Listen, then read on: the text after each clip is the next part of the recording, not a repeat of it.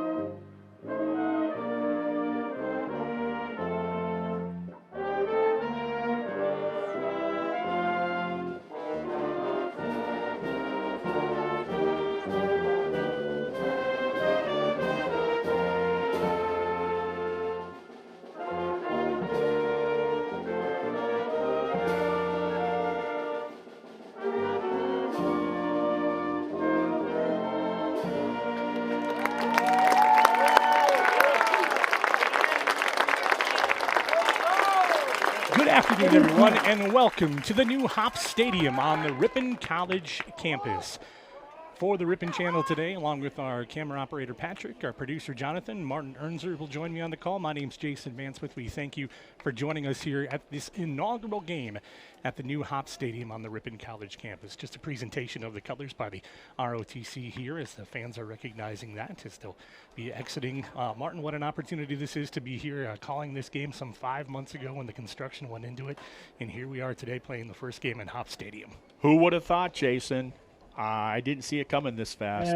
Those are Army ants, those bolt construction guys. No doubt about that. We are just about set to get underway. Both these teams match pretty evenly record-wise. 1-1 in conference, 1-2 overall. Tough loss for the college last week for Ripon against Illinois College. Your thoughts on that as we get set for this one? I'll tell you, the prolific throwing offense of the Illinois Blue Boys just was... I was on my heels up in the press box to give you an idea of what the defense was looking at. Outstanding passing attack by Illinois College. Ripon was never able to get a rhythm and catch up to that pace of that game. So you have to tip your hats to them, and let's see if Ripon can regather after a week off and show us who they really are. Cornell had a week off as well. They were at Lake Forest a few weeks ago and lost to Lake Forest 41-7.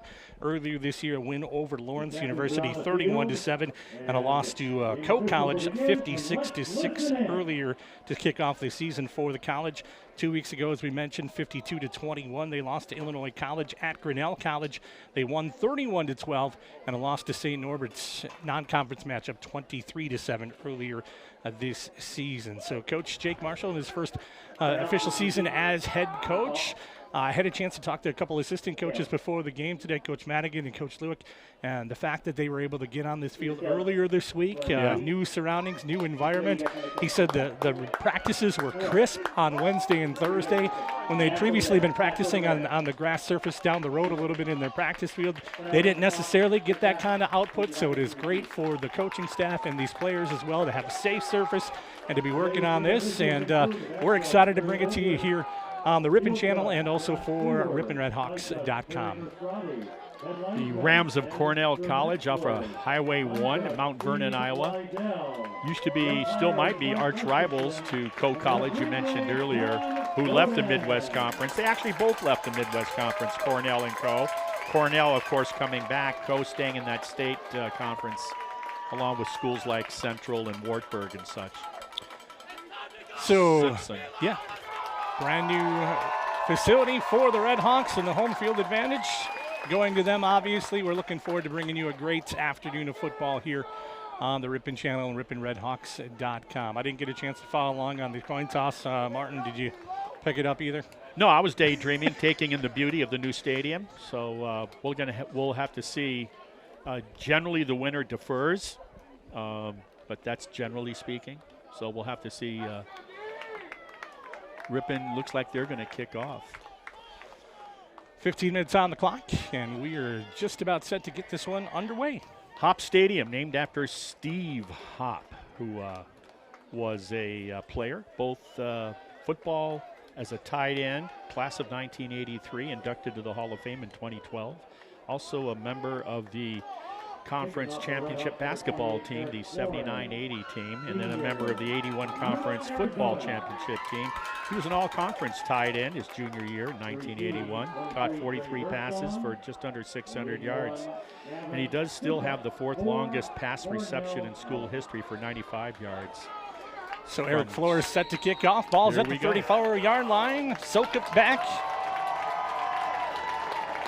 He'll keep back. And we are set to kick it off for the first time at Hopp Stadium. And an onside. And the Redhawks pick it up at the 49-yard line. Well, we saw him practicing the onside kick. They telegraphed if anybody was watching from the visitors' bench.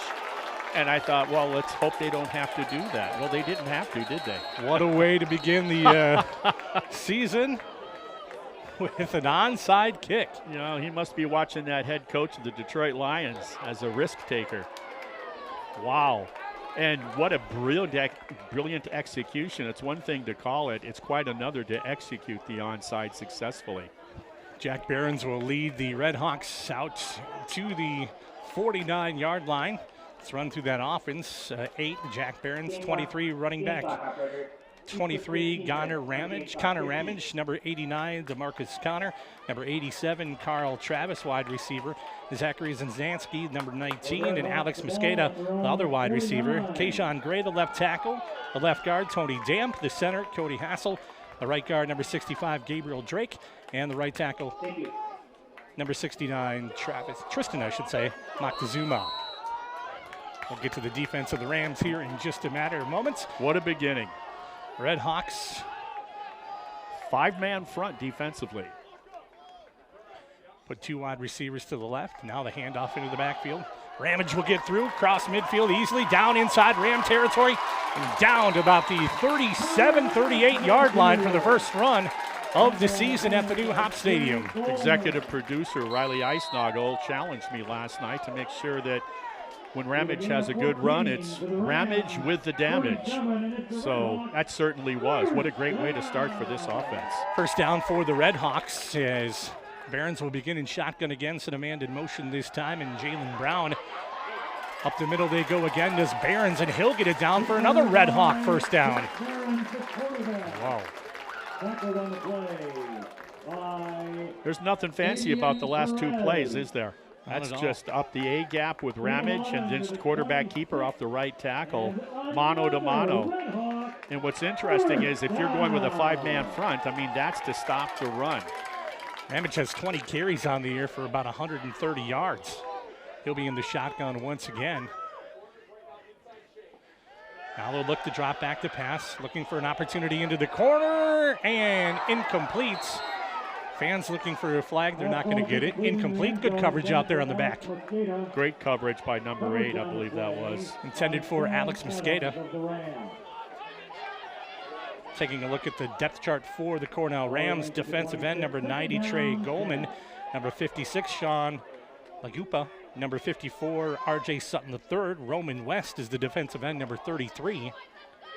Number 58, Nick Sells, the outside linebacker. Lucas Shaughnessy, the middle linebacker, number 11. Hunter Holt, the outside linebacker, number 7. We'll get to more of it here in just a second. Behrens in the shotgun once again. Splits Ramage to the left shoulder. Now a man in motion. Ramage will get the handoff, go through. Positive yardage again, about 6 yards on that one. It's outstanding.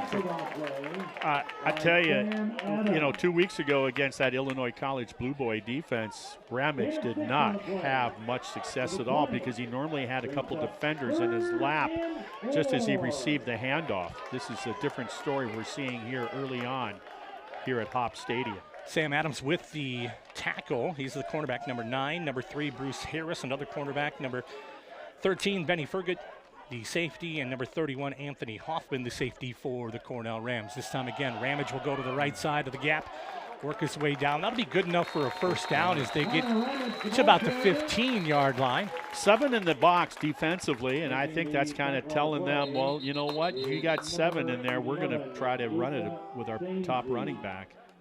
And Ramage, with 3 carries already, is looking very impressive. He's getting good blocking at the point of attack. Down to the 16-yard line. So Ripon now, 1st and 10 from the 16-yard line. Redhawks another first down. Trips to the left this time in the setup. Ramage off the left shoulder of Jack Behrens. Movement in the defensive line, but they didn't break the plane. Now we're getting a reset by the coach, offensive coordinator for Ripon, changing the play. Got it off before the play clock. Ramage go to the outside, look to the right, and into the end zone for a touchdown. Connor Ramage. Boy, it came down to him and the outside linebacker. He gave him a leg and then juked him and then pulled out of that. And like you said, from there it was just a foot race to the pylon, and he won uncontested. What a drive. It's starting with an onside kick. Do you believe that? 51-yard drive for the Redhawks after the onside kick, and a 16-yard run for Connor Ramage to put the Redhawks on the board 6-0 here early in the first quarter. It's going to be the answer to a great trivia question. The very first kickoff in Hopp Stadium history was an onside, recovered and drove it for a touchdown. Point after attempt is up and good for the Redhawks. It would appear that the net works. 12:54 remaining here in the first quarter, and the Redhawks take a 7-0 lead at Hopp Stadium. This is a great facility. I know the community and the college community just excited to have this opportunity to have their own space here on the campus, and not only for just football, but also for men's and women's soccer and maybe other events down the line that they want to have. It's something I know the colleges. I'm thinking maybe the Stones or something. Well, they might have a little bit of short of the seating capacity to bring that on in. Put them on the hill. Hey, we got some dogs up on Upper Sadoff.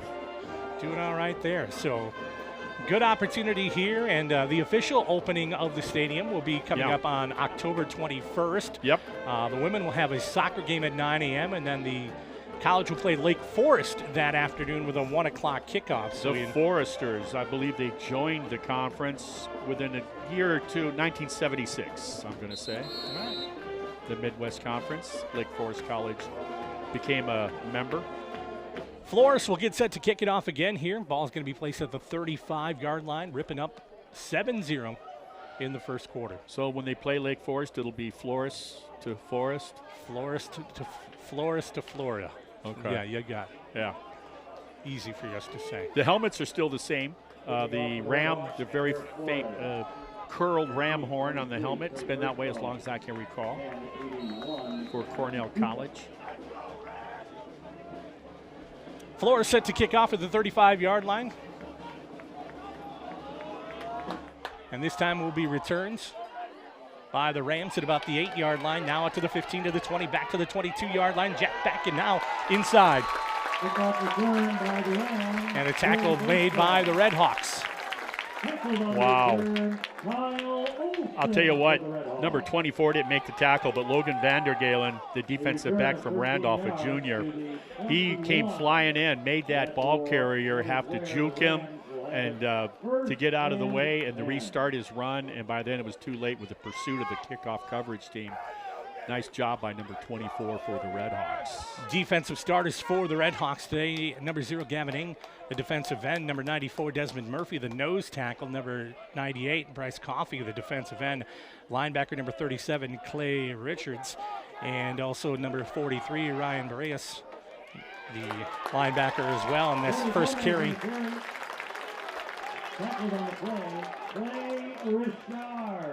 Clay Richard on the tackle for the Redhawks. Nice job. And particularly, I was impressed with 37 Clay Richard on that tackle. Came flying in from his outside linebacker. Zach Paul out there for the Redhawks. Jaden Shackelford, Jake Davies, Carter Vaughn, Wes Schneider, Lane Marquez. Caught up in the flat this time and tackled quickly by the Redhawks.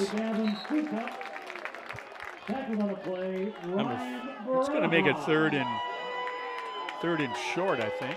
Tackled by Barajas on that play. Gain of 5 on the play, brings it out to the 28. It's a big play for both teams in terms of momentum. Ripon can maintain the momentum by 3 and out, making him punt. And right now, Cornell needs to start getting and kind of reclaim that momentum, and the first down here will be a good start to that. 3rd down and 3 for the Rams. Handoff into the backfield, and that'll be close to a first down. It comes down to the official spot because it's within a few inches either way.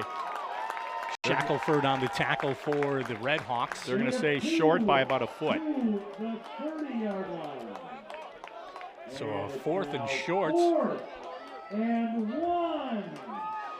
I'll tell you, Jake Davies in that effort against Illinois College 2 weeks ago, the return man number 4, he had a heck of a game. And, of course, with all those points being scored, those touchdowns by the visitors, his punt and kickoff returning was impressive. Looks like they're going for it. Rams will go for it. John Smith under center. He'll try to take it himself, and he'll get the forward momentum. Nice job. Yeah. Easy first down. It is a Yeah. quarterback keeper. Smith on the carry. Also back there, Tony Gomez, the tailback, wide receiver, Ramel Pinner, Trey Birdsong, Cole Reed, and Gavin Soku. Left tackle, Nathan Frost. Left guard, Anderson Jones. Center, Brett Pelfrey. Right guard, Devin Quarty. And right tackle, number 74, Nate Cannels.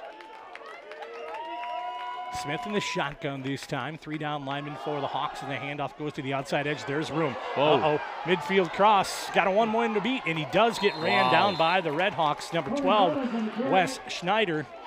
Tackled by the Redhawks, Wes Schneider. What a great run. I'll tell you, linebackers had a chance, and neither one of them could make the play.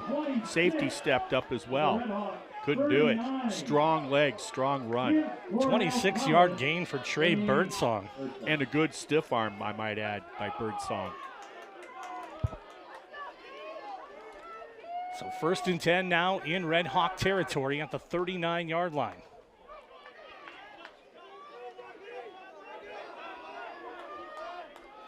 Smith in the shotgun, left flank by Birdsong. Trip wide receivers, 2 left, 1 right. Let's see, that's not Birdsong over on the edge that time for over his head. Cornell. It's Gomez. Ramel Pinner. Ramel Penner, the intended receiver, and covered by the Redhawks. Yeah, number 16. 7-0 lead here early in the part of the ball game. 9:57 on the clock. Ripon started this game with an onside kick. 34 defense by the Redhawks. Smith will hand off this time to the outside edge, cut back and forced out of bounds on the carry is Gomez. Much better job by the Redhawks there. Ryan Bajeras, 43, did a nice job, the sophomore for Ripon, getting through into the backfield and flattening out the runner for his pursuit to finish up. Nice job. Zach Paul on the tackle for the Redhawks. Desmond Murphy at the nose out of Texas. Bryan, Texas, got to meet him at the Wilmore Center. 3rd and 7 ball on the 36 for the Rams. Smith in the shotgun with a handoff again to Gomez. He'll get out to the 40-yard line. Just a short game. 37 again. Yes. Very active, very quick decision maker, linebacker for the Redhawks.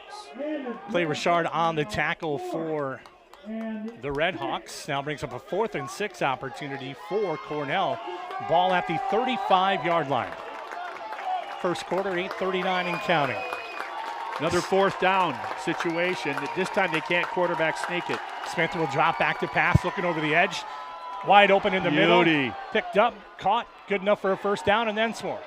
And some more. Come back and reload. Now inside the 10-yard line. Nice completion to Trey Birdsong, right over the middle, open in the flat. Boy, just a 165-pound junior. Nice moves on the deep end pattern. He was in front of the backs, behind the linebackers. Quarterback throws a strike. Smith, nice job. First and goal to go for the Rams here inside the 10 at the 8-yard line.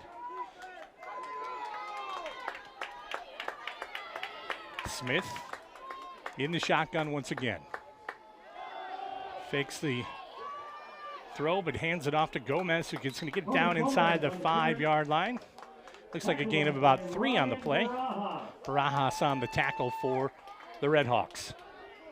Gain of 3 to the 5. Goal to go. Second down. Second down now for the Rams. Goal to go.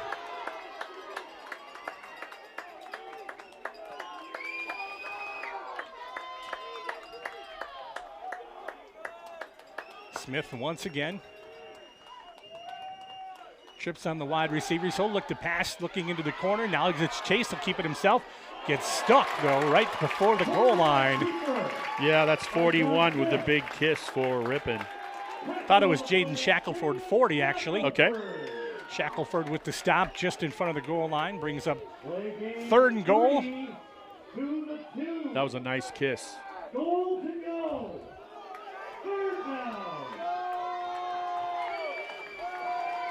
Rams once again looking to put some points on the board as they're in the south end zone here at Hopp Stadium. Man in motion this time. Handoff will go up the middle. Nope. And the Redhawks will stuff it once again. Nice goal line defense again. Now they'll put that man in motion to get the extra blocker to that side before he can be mirrored by his counterpart on the other side of scrimmage. But once again, it's being won up front. Low man wins, and from the nose guard and the right tackle, they're stuffing things up right now. That'd be big 98 for the Redhawks as well, along with Gavin Ing on the tackle, credited on that Murphy. one. 4th and goal. Here we go. Smith tied under center this time. Man in motion. He'll try to keep it himself, push his way into the end zone, and the officials will say, you know, it's always like, yeah, as if no one's moving. and there will be a touchdown called by the officials on the east side. You don't think during football games those guys in that pile are always wiggling forward, and the refs are still waiting, going up there and not giving the sign, waiting to see where the ball is? Yeah. 1-yard touchdown run by the quarterback, John Smith. Impressive drive. You have to look at that. The conversion of 2 for 2 on 4th down. One of the needing a foot and getting the quarterback sneak. The other of a deep in pass for considerable yardage on a 4th and about, 7? And the point after attempt is good. And just 5:53 remaining in the first, and we are tied at 7 at Hopp Stadium. Beautiful day over here today. What do we got, 76, 77 degrees? Yeah, warmer up here. It's certainly not an end of September kind of day. And a fantastic crowd here for the first game. Yeah, it is. At Hopp Stadium. A lot of red. Lined up along Thorn Street. Parking at a premium. In a nice little tailgate area to the north of the stadium. Fans are able to gather before the game. I got here just before 10, and they were already out there cooking it up. I drove by at 10:30. And surprised to see the number of people I did. Saw the color guard practicing on the 50-yard line. That grass is already taken quite nicely on the sledding hill that no longer is going to happen, because if you try it, you're going to be. You got to bring it up, Marnie, huh? You're going to be abruptly interfered with a chain link fence. So we used to go down Standpipe Hill by the old Merriman house because they closed that in the wintertime back in the buggy and horse days. So Ripon will set to receive here in just a little bit. We'll be joined coming up here in a little bit by Ripon College President Victoria Folsey and also by Chris Schumacher, the new athletic director. So stick around for that. We'll get a headset on them here in just a bit. Redhawks set to return, taking at the 25-yard line. Now out to up to 27, going to the left side. Got a little bit of space and clear. Out to the 40, to the 45, now to midfield, and the Redhawks again will start near midfield. Mosqueda on the return for the Redhawks. What a smack by Jake Davies off the edge to bust him to the sideline. Nice job. Marty, we're going to have you trade headset out for just a little bit. We're going to bring in Vicki Folsey, the president of the college, to come on in and chat a little bit about the great day here at Hopp Stadium.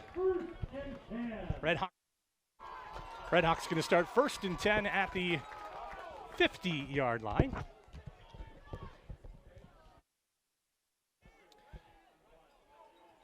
Barron's in the shotgun. He'll look, fired over to the right side, keep it himself, cross midfield, gain of 5, gain of 6, now make it 7 yards. And the Redhawks moving forward. Ripon College President, Vicki Folsey. Hey, Vicki, how are you? I'm great. Hey, what a great day here, huh? Great day to be a Redhawk. Oh, my goodness. The process, I know you came in last year and also with Chris, and you're like, wow, we got this in front of us. And here we are 5 months later already playing a game here. Talk about what this means for the college. This is just a sense of vibrancy, not only for our student athletes, but for our entire student body. And to have this first game on Parents Weekend, it's really special. You bet it is. A nice pass completion there by the Redhawks, and they'll gain another first down. Just the relationship to have this now on the campus just brings that student experience and just community experience all together now. Agreed. We're so thankful for our partnership at Ingalls. But it's time. It's time to move us into an era in which this is really the hub of activity. I know we've got the grand opening coming up here in October against the Lake Forest game, but man, it had to feel good coming in here. I saw you out here early putting down your seats in the front row. It's just so nice to be in this finally. But if I had an opportunity to be in the press box, I would have brought my seats up here. Well, you're welcome to come in on any time.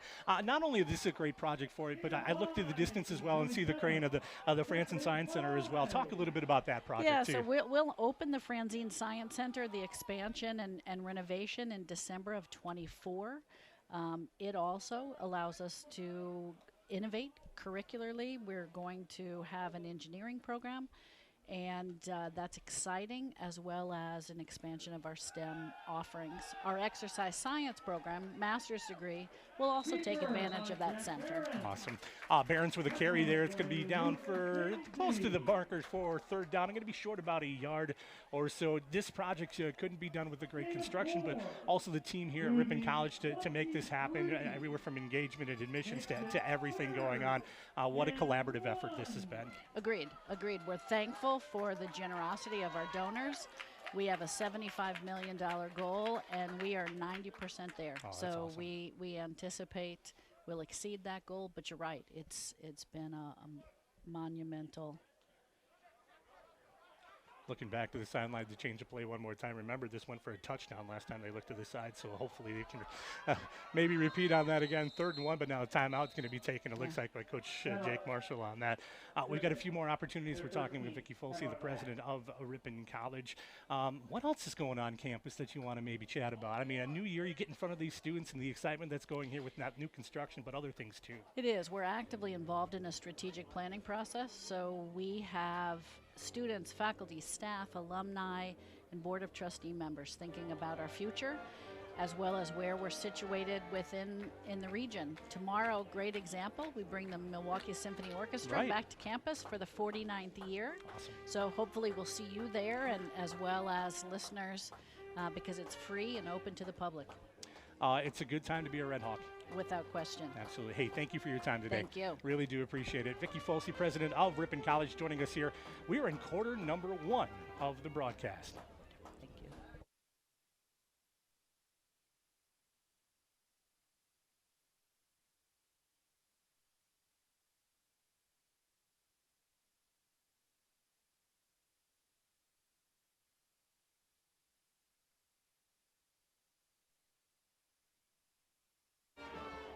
And we're back here after the timeout. Barron's going to be in the shotgun for the Redhawks. 3rd and short opportunity. Given to Ramage. Ramage will try to fight through the line. It looks like he will be close to that. And they'll take a measurement timeout potentially on that. But so Vicky joined us, and now Chris Schumacher, the new athletic director here for the Ripon College Redhawks. Chris, much like I asked Vicky, boy, this is a great day to be here, isn't it? What an awesome atmosphere. It's something that we've been planning for about, like she said, about 5 months, but to see it come together this quickly, the number of people that are involved from bolt construction to our physical plant, working with our athletic trainers, figuring everything out. Everything is going smoothly right now, and the crowd is enjoying the atmosphere. No pressure on you by any means. You come in March, and in April you have a groundbreaking on a facility that they say is going to be ready in 5 months. And I'm not a construction person, but I'm like, how is this going to happen, right? But, man, it worked, and it's all together, isn't it? Yeah, and one of the goals is that for everyone to come to the stadium to not know of any hiccups. And so if there are not any hiccups, as an athletic director, you can kind of sit back and enjoy the game. I know you're in the Wilmore a lot. Talk about what this means to the students who are involved as well, and as they look across it and see what's going on as the Redhawks pick up a first down. Yeah, it's wonderful for a lot of different reasons. One, the students can walk right down to the hill to the game. The players don't have to drive over to the high school, not only for practice, but for game day. We've got the new tradition. They'll walk down from the cafeteria. We got a good video of them walking down the hill, getting ready for the game today. And like I said, couldn't be a better atmosphere to start. So far, so good, right?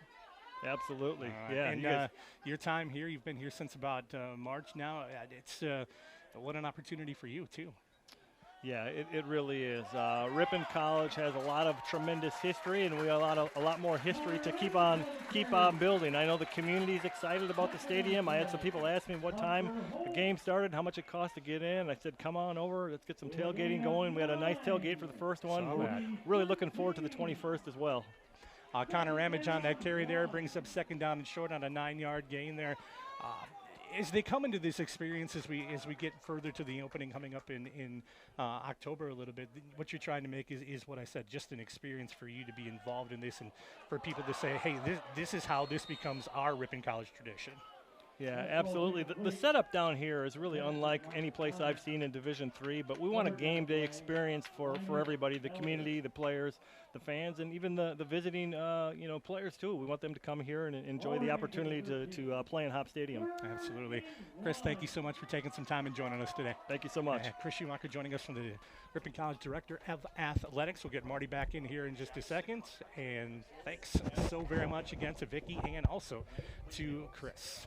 Handoff will go to Ramage this time. He'll come back to the 10-yard line inside the 10. Good enough for a first down and more, coming down to about the 8-yard line. So a good drive by the Redhawks, but there's a fumble on the play. And it looks like Cornell has picked that up.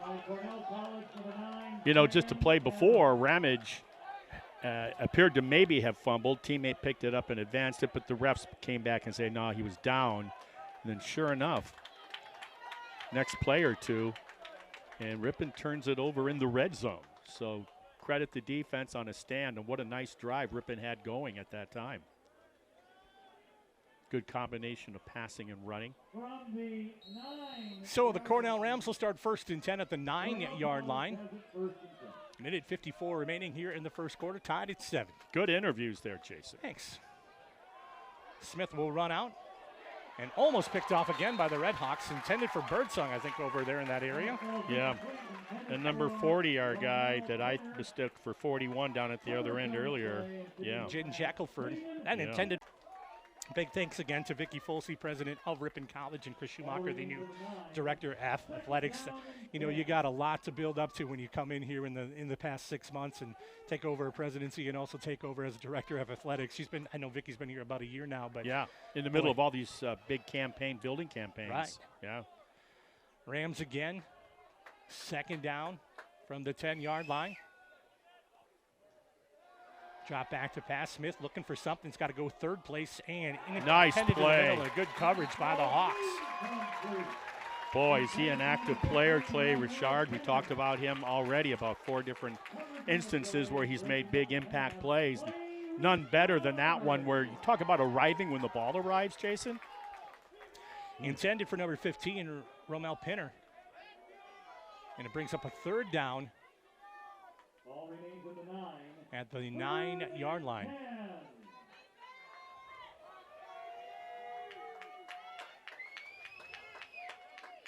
Coverage has been great for the Redhawks, and when Smith was looking down, that was his third spot he had to go to. Everything on the edge was covered, had to come across the middle. Yeah, he wanted to go out to the out pattern to the right, but it wasn't there. Smith again looking this time, caught in the flat and dropped. That's a simple drag, a drag pattern they call it. Oftentimes would come from the tight end. Stay in for a 1 count like you're going to block and then release is how they used to do it over the middle when everybody's cleared out into their drop flat pass zones. And he just dropped it, flat out dropped it. Soku, the intended receiver, going to be back to receive Alex Mosqueda. I'll tell you, you fumble the ball, you think you're going in for some points, and then your defense comes out 3 and out. Great job by the Red Hawk defense. Jake Davies set to return as well. Kick from the end zone. Going to be fielded near the 49-yard line, but he dropped it. Got to get on it. And he did. But it looked like somebody else. I think he's got it. Sincere Sanders was in there, and I thought maybe he might have got tagged in the knee. I was going to talk about the ball, how it was actually spinning backwards. And I don't know if that had anything to do with it, but the important thing is he fell on it immediately. He didn't do like all the NFL players do on TV, try to pick it up and run with it, because you get dislodged from the ball quickly. Nice job, good thinking. Short field for the Redhawks. Once again, every offensive drive has started near the 50, this time at the 47. Barron's in the shotgun. He'll look to hand off this time. No, pass out to the flat is caught. Redhawks will get some positive yardage on that one. And now flag at the end. Seth Bruzon, the receiver. Wow, and what, everybody runs that play nowadays, but it's all about the timing. And Carl Travis has the timing down perfectly on number 87's block to free up number 5. Personal foul, late hit, defense, number 45. 15-yard penalty for the end of the run. So the Redhawks will move forward a little bit more after the personal foul, late hit called against Cornell. A lot of bit more. Yeah, 15 yards extra on the end of it. So all the way down to the 25-yard line, a gain of 22 on that play. The Redhawks will be 1st and 10.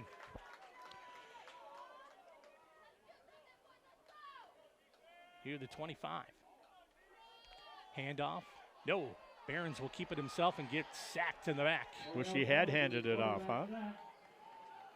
Running back did his part, man. He had us fooled. The uniforms by Ripon this year, they returned back to the uniforms of the 70s that I know very well. I saw that over the last recent years, they had come out with a gray jersey, and it almost reminded me of Monmouth College, to be honest with you. But this is the white pants, the single red stripe, the red jersey, and then the white helmet with the red stripe. That's old school 1970s. Nick Sells on that sack for Cornell. Barons again in the shotgun. He'll drop back to pass, looking for something. Got coverage, going to fire down. In the corner. Uh-oh, wide open, caught and in for the touchdown. Yes, number 5. Hooah! Seth Bruzon, the receiver, will catch a 27-yarder. Boy, was he open. And his teammate wasn't too far away from him either. Way to give the quarterback time, because that thing was in the air for quite a while. Good job by the O-line for the Redhawks. Pains me to say that, being a former defensive lineman. And Rick Coles being down there. Flores will be on to attempt the point after. That is up. And that one gets through. Was it tipped a little bit, maybe? It's not about beauty. Yeah, it does not. So just about 20 seconds left in the first quarter, and the Redhawks take a 14-7 lead here on another short field offensive drive. Boy, has that been key. And for the Redhawks to take advantage of what you just said, that short field. They've been at the 49, they've been at the 50, and they've been at the 47. One time in Cornell territory, the other time in their own territory, but they scored points on that. Cornell not able to make anything up on that recovered fumble. In fact, forced a punt from the end zone, which gave Ripon the good field position. So Redhawks with a 14-7 lead here in quarter number 1. Rick Cole's talking to some of his offensive players right now. Rick had a chance to come up earlier today and finally take a tour of the press box. Oh, he did? Yes, he's like, I haven't even been up here yet. So he says it passes. It's good. Did you tell him Ernster, his old opponent, is going to be up here later? No, I did not. Okay. So, Coach Madigan and Coach Lewick directly to the north of us here in the press box as well. Had a chance to talk with them. Dan Lewick been now coaching for 26 years on the Red Hawk staff. He's the seasoned veteran. Seasoned's a nice way to put it. I just call him Grandpa Rick Coles. And but he's a former, Rick Coles is a former Cohawk. Yeah, correct. Cedar Rapids. Yeah, right. Yeah, it was an all-conference lineman. And I say lineman because I think he did play multiple positions. But I think tackle was his probably natural position. Redhawks will kick off once again. Flores this time. Sort of a pooch kick. Going to be taking it at the 18-yard line, up to the middle of the 20, now to the 30-yard line. Oh. Outside edge, 35, 40, 45, and almost near midfield as well. Great return move. He kind of, you got two Redhawks with outside contain, and he kind of stopped, and they bit, and they didn't maintain that. He juked them and then turned the afterburners onto the outsides. He kind of set up the coverage team there. Very clever return man for the Rams. 25-yard return for Trey Birdsong. Makes it 1st and 10, and from the 47-yard line. Smith is in the shotgun, flanked by 2 receivers to the right, 1 to the left. The handoff going to go this time. That looks like number 8, Tony Gomez. Excellent defense. So the Redhawks. Tony Gomez on the carry. Good job. Only 2, and that will be the end of the quarter. So what we'll do, I know you got a lot to talk about here in a second. We'll take a little break, catch a break, and come back with the second quarter. You're watching Ripon College Red Hawk football on the Ripon channel and RiponRedHawks.com.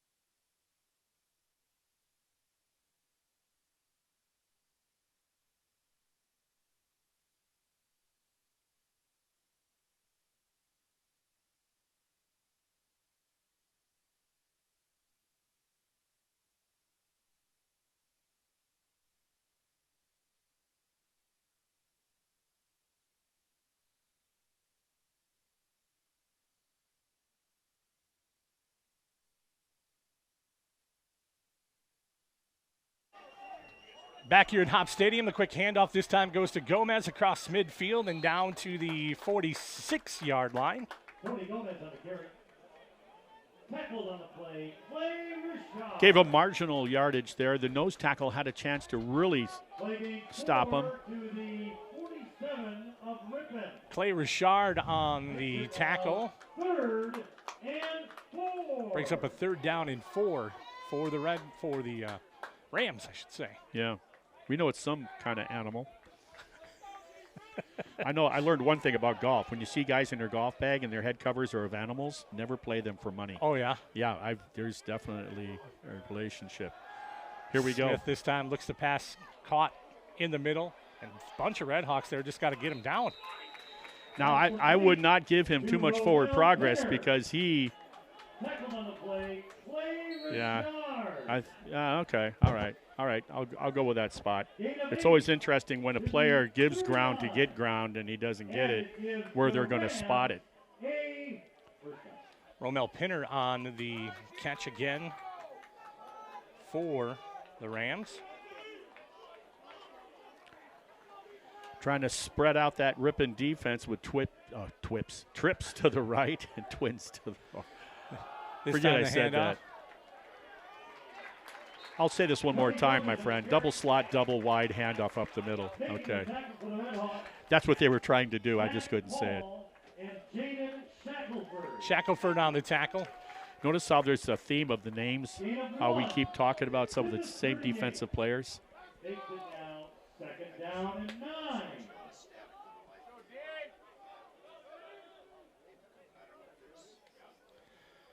Short gain brings up second down and about 8. Ball at the 43-yard line. Smith again in the shotgun. 2 wide receivers to the left. Put a man in motion this time. He'll drop back, pressure coming from the edge. Yeah, he's got him. And sacked. Who else? 37. Clay Richards with the sack in the backfield for the Redhawks. Clay Richard. Not bad. I think I was calling Richards before, so it's okay. I have a pronunciation guide with me. If we were calling this game in Montreal, I'd be inclined. By the way, the defensive coordinator for the Redhawks is Mike Hopp. So welcome to Hopp, Hopp. He's the guy. Former player as well, along with Jake Marshall, former Ripon College player. I think he was an offensive lineman. Coach Hopp. Yeah, he was. Graduated 2012. Third down and a bunch. Pass is over the top of the intended receiver. Trying to get it to Logan Godfrey. Oh, and John Smith is beside himself, having you got your teammate one-on-one, and you got him. He's beat, and you just overthrew him ever so slightly by about a stride. Ball remains at the 43. 4th and 14. 4th and 14 now for the Rams, and Davies will be back to receive the punt near the 10-yard line, the anticipated punt, I should say. Cornell in punt formation. Back to Ripon, Jake Davies. Tony Gomez is their punter as well. He'll stand near the 43-yard line, and that one's going to go off the foot a little bit awkwardly. Very roll much out so. Of bounce. Yeah, he missed it. He missed that. You know, when you ask a punter to do a corner coffin kind of kick, that is an adventure, even at the NFL level. It's one thing to kick a ball. It's quite another to drop it and punt it.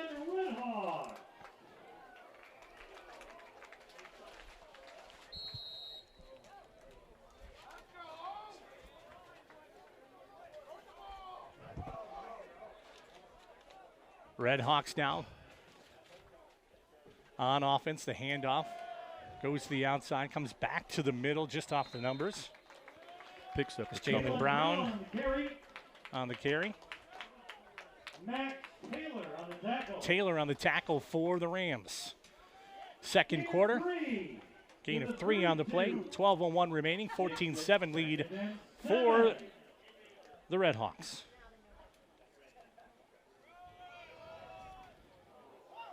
Brown again on the carry. Short gain this time. It's like an option read. Quarterback is looking upfield. He's looking for the commitment to him, and if they don't, quarterback will oftentimes keep it and cut it up inside. But last 2 plays, he's elected to hand it off. Gain of 1 on the play for the Hawks. I say option read. I think they actually call it read option. Look at this, double wide, double slot stacked up. Barron's going to be chased. Now it's got to get rid of it, dumps it. Yeah, into the vicinity of the running back, Jalen Brown. Everybody knows it wasn't intended for Jalen Brown, but wanted to avoid the yellow flag. So the defense stiffens up for the Rams and forces Redhawks to bring out their punt team.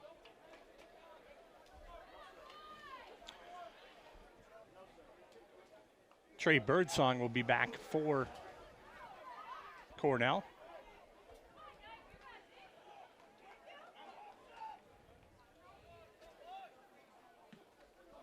Decent punt. Yeah.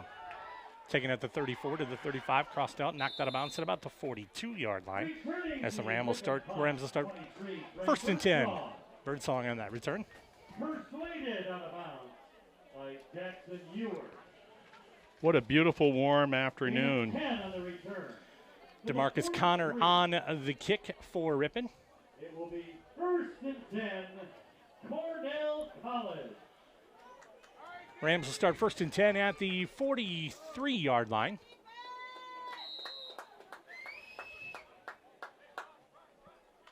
Rich history, Cornell College in the Midwest Conference.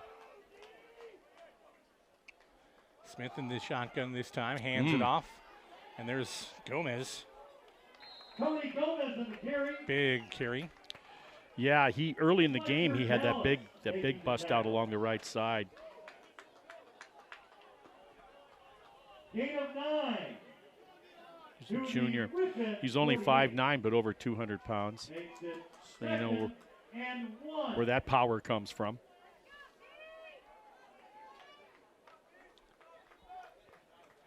Gomez this time off to the left in the backfield. Under center is Smith. He'll hand it off to Gomez. There you go. Across midfield and close to near the first down is Shackelford on the tackle for the Hawks. Gavin Ing slowed him up about 3 yards deep in the end zone from his left end position, or left tackle, and like you said, got cleaned up by his teammate. Nice job. 1st and 10 now again for Cornell. They'll send 3 to the left this time, empty to the right. And Gomez off the left shoulder of Smith in the shotgun. Hand off to Gomez. He'll go right side this time. Picked up by the Redhawks. Few of them out there. Jake Davies. And Fletcher Dallas also for Ripon. Real stingy defense there. Gain of 2 on that. Makes it 2nd and 8. Ripon defense here, what you're thinking is if they don't get to first, you don't want it to be 3rd and short. So this is really, I think, the play in this offensive series for Ripon right now. If they want to get the ball back for their offense, hold them to minimal success on this 2nd and 8. Smith back to pass, looking over to the edge, incomplete. Great pressure applied by the nose guard for Ripon College, Desmond Murphy. And then what a job on the ball by number 4, huh?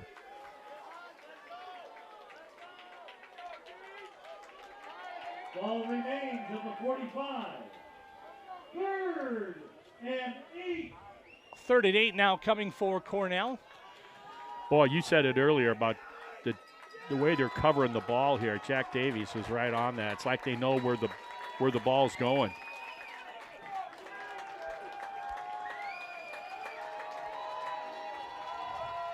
Smith in the shotgun once again. Low snap comes out. He'll drop 3 steps back, put it over the middle, and incomplete. Intended out there.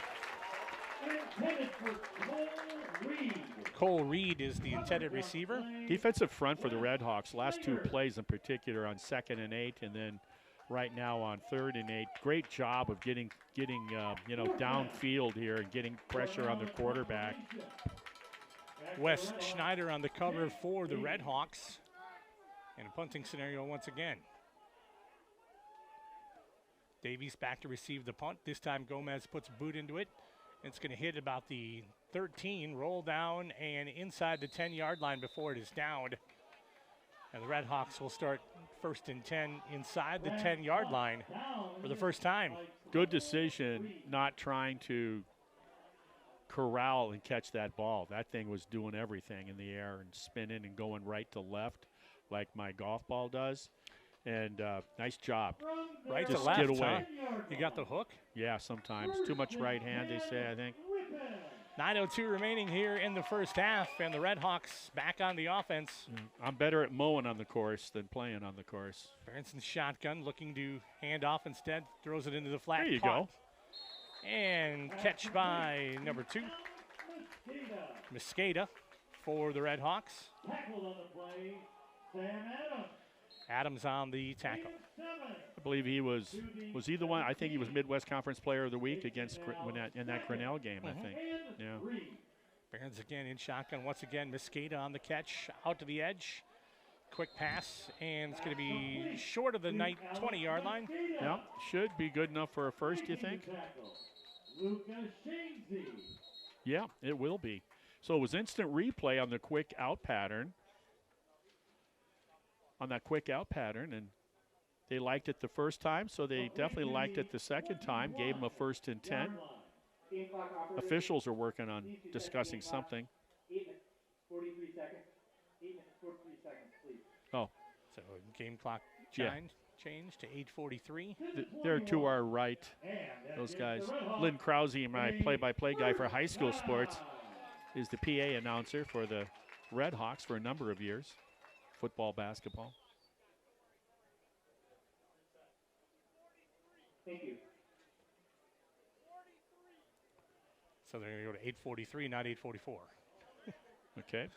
Even though we're a small town, they want it to be precise. They do. All right, the Redhawks once again. 1st and 10.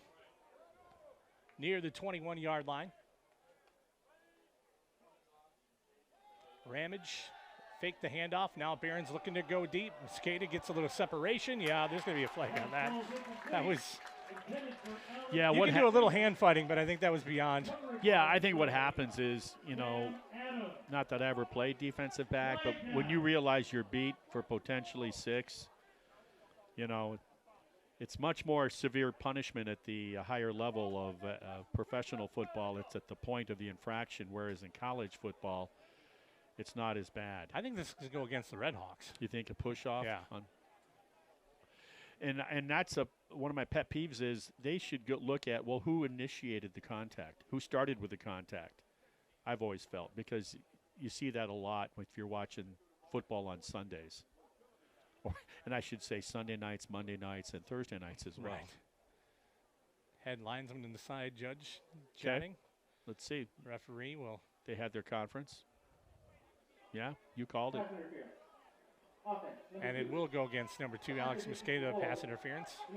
But once again, I'd like to see that. I'll watch that on the Ripon channel just out of my own curiosity in terms of who's the initiator of that contact. If it was the Ripon receiver, then that is, in fact, the correct call. 8:24 remaining here in the first half. Ball on the 12-yard line. Brings up a 1st and 19 situation. Now trips to the left this time. Yeah. Ramage will get the handoff. He'll cut back to the middle across the 10, down to about the 14-yard line. Defense has settled in against the run much better. That first series, I think, you know, the defense wasn't ready to be out on the field to start the game. And they were on their heels, and Ripon drove that initial drive right down their throats with the pass and the run. They've tightened things up much more on Ripon's ground game. 2nd and 17, a 2-yard gain from Ramage on the last play. Tight cluster trips on the left. One on the right this time. Yeah, it looks like the old wishbone formation. Barons will roll to his left, keep it himself. Look to go out of bounds near the 20-yard line. All right. It was, they're going to be, he'll need what? He'll need less than 10? Let's see. Jordan Delap pushes him out of bounds. About 11. Now a 3rd down and 11 scenario for the Hawks. Deepest 3rd down situation I think they've seen in the ball game. Yeah, they haven't been 3rd in double digits, I don't think. They've been really successful on the early downs. Has not been an issue on 3rd and long. Barron's in the shotgun. He'll look to hand off, fakes it. Now it's got to step up in the pocket. Does so. Looks to fire. Caught. Picked up by the Redhawks and down. Good for the 1st down.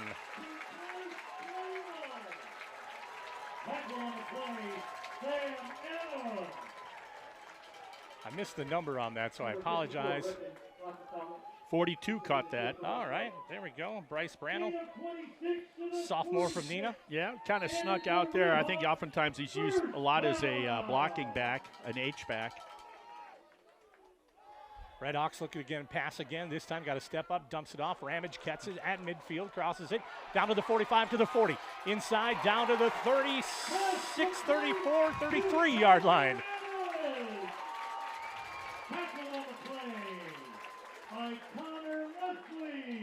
Wesley on the tackle, Ramage on the damage. And ball placed at the 34-yard line. Quick huddle offense. In fact, no huddle. Quick back to the line of scrimmage. Barron's in the shotgun and the handoff to Ramage once again. He'll go to the outside, get the 30, head down, come back up, and inside the 30-yard line down to the 27. Boy, does he keep his balance nicely as we do have a Ripon player down. D-Lap on the tackle and a timeout taken for player injury. Offensive lineman. I love the idea of going no huddle immediately. You got a nice, long, successful play. Boom, get up there. That defense is kind of maybe a little discombobulated, not settled, and you come right at them right away. And Ramage got a solid 4.5 yards on that run with some second effort. So 5-yard gain on that. So it would appear that there's no hangover from that big loss to Illinois College 2 weeks ago. At Ingalls Field, by the way, we should say. As far as I know, that will be the last game played by Ripon College at Ingalls Field. I was talking to Coach Lewick before, but just all the changes that happened at Ingalls Field during his tenure, from a surface that wasn't very desirable at some times, and those late ruts in November and frozen stones and rocks in between there, and now a turf surface over there and a turf surface here too. Barons gets a low snap, picks it out, going to the corner this time, looking for Mosqueda. It is caught inside and into the end zone for a touchdown. I didn't see any push off there. Boy, that defensive back got spun around, and it was over at that point. Nice pattern by Mosqueda. Tigers with another touchdown. 21-yard touchdown pass. Makes the score 20-7 here in the second quarter. 6:05 remaining.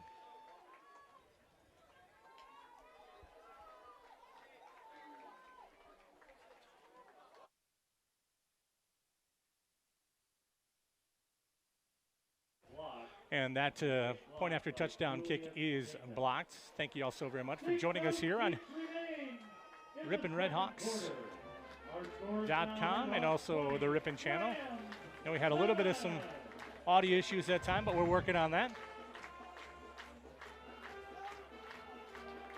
Well, the passing attack mixed in with the run with Ramage in particular has been really very successful here in the first half at Hopp Stadium. Great to be here. It's like moving into a new house. You don't know where you put the plates when you move in, so you're kind of like, I think I put them over here, but I'm not sure. So we learn a little bit here as we get in the press box too. Yeah, you're jacked up for sure. All the stimuli is going, and all the senses But the offense, you always got to be in control and calm under fire, and I think the quarterback for the Redhawks has done a great job. He feels the pocket so well. I'm very impressed. Eric Flores will kick it off once again for the Redhawks, who lead 20-7 in the second quarter. I don't know about you, but I'm calling for an onside. Think again? No. Okay. I was a little bit of sarcasm actually on my part, but then again, facetious? Nothing. Yes, I'm sorry. Facetious is a better descriptive. But nothing surprises me anymore. Flores will go for the kick. This time, going to put leg into it and taken near the 22-yard line by Cornell. And tackled, still going, finally rode down. Nice job by Flores. They want you oftentimes to kick off, hit the numbers, and he kicked a strike, I should say, right to the numbers, and it really pins the ball runner up against the sideline for one, and then allows the kickoff coverage team to cover so much less real estate to make the play on the ball returner. Sukup on the 7-yard return on the kickoff. The Rams will start 1st and 10 near the 31-yard line. Well, with just under 6 minutes left, being down 20-7, Cornell's thinking, we can't let this thing get too far away from us. And if they want to go into the locker room at halftime feeling good about themselves, they'd like to come away with points on this drive. Pressure coming from the right side. Smith looking to go long. Throwing into double coverage, and pass is complete and into the end zone. Look at that. 69-yard touchdown. Well, I think they're feeling pretty good about themselves right now. And that was just 20 seconds ago when I was talking about that. What a strike. And what a great job to get behind the secondary. Here we've been talking for the majority of the first half, what a great job of coverage that the corners and the safeties for the Redhawks have been doing. That time they allowed that speedster to get behind them, and they paid the price oh so dearly. Trey Birdsong on that 69-yard touchdown reception. With 2, he was covered. Yeah. Put the Jets on and was able to get by. And now Cornell will attempt the point after. Said every time we say the word Birdsong, that's usually comes off of a good play for the Rams. And that one is up, and that one is good. So just like that, Cornell found a way to get back into it quick. Boy, that's a new definition of quick, Jason. That was not even a hiccup. 2014 Redhawks lead here, 5:45 remaining in the first half. Hopp Stadium, brand new facility on the Ripon College campus. And every time I drive down Thorne or up Thorne, come around the corner, I was even videoing during the construction during the summer. I'd hold it out my driver's door with the video, and I'm driving, making my turn. Well, that sounds very legal. So, yeah. Well, I don't know. I mean, I don't know. Statute of limitations is passed. I'm not sure. Yeah, But. So the Redhawks will step back to receive. Getting a little bit of a feedback sound. Almost sounds like somebody shook a bottle of soda, and it's kind of trying to fizz out of the bottle cap. Back tape to receive for the Redhawks will be Jake Davies.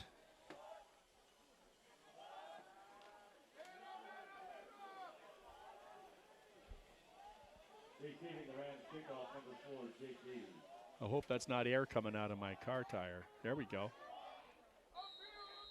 Here we go. A lot of action here in the first half. 20-14. This time, Davies going to look to take it near the 15-yard line. He's out to the 20 now, goes to the left, crosses to the 25, steps further out to the 30-yard line, taken down near the 32. He is a natural at returning kicks and punts. 22-yard return on that one for Davies. It's a return of 19 yards. Officially, they'll call it 19, so apparently my math was off. Brings up first down and 10 from the 32-yard line. I still don't know what algebra was all about.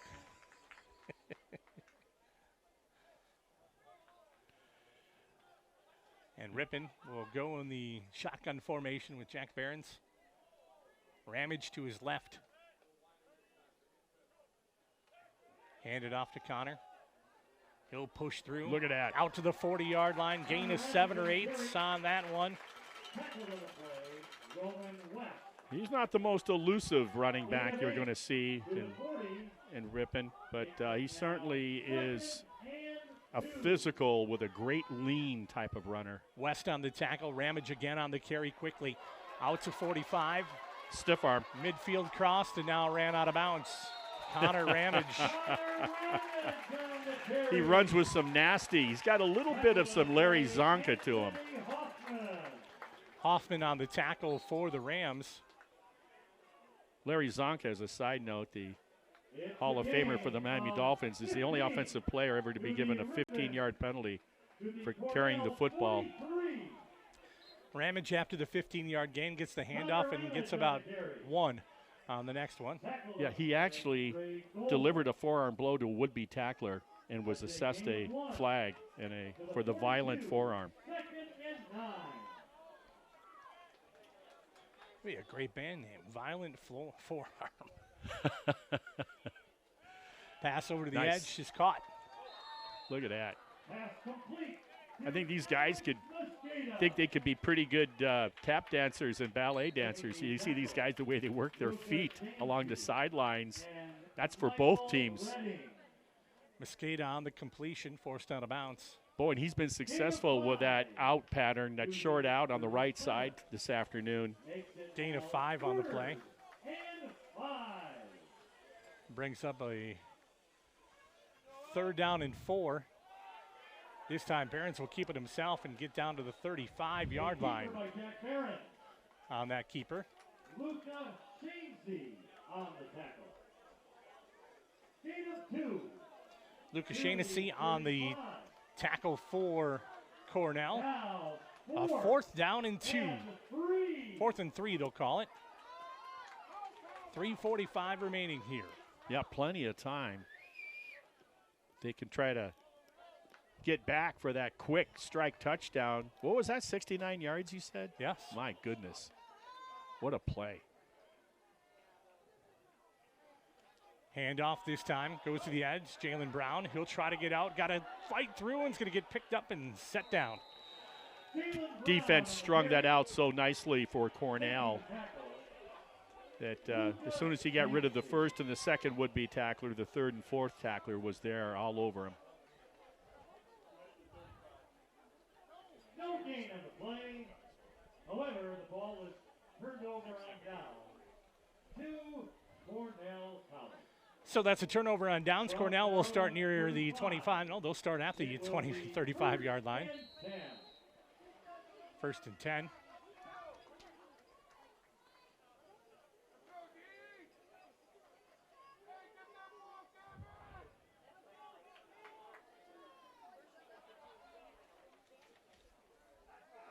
Smith in the shotgun once again for the Rams. Still quick hand off the fake. Now roll out. Pass is complete. What a catch. Out there on the edge. Reception is completed by Eric Walker. Nice job, Wes Snyder. I mean, he took on that big ball carrier, took him low, and waited for reinforcements. Walker, 5'9", 230-pound freshman tight end from Gilbert, Arizona. Yeah, Wes Snyder is 190. Smart play. Mama didn't raise no fool. Smith again in the shotgun. Flank to the right. Hand off to Gomez. He'll come back to the middle and met there quickly by the Redhawk front. Barajas on the tackle for the Redhawks. A short gain. Makes it 2nd and 9. So Redhawks trailing, I should say leading 20-14 here in the 2nd quarter. We're up 20-7, and then one play. Boom. Cornell, 69 yards.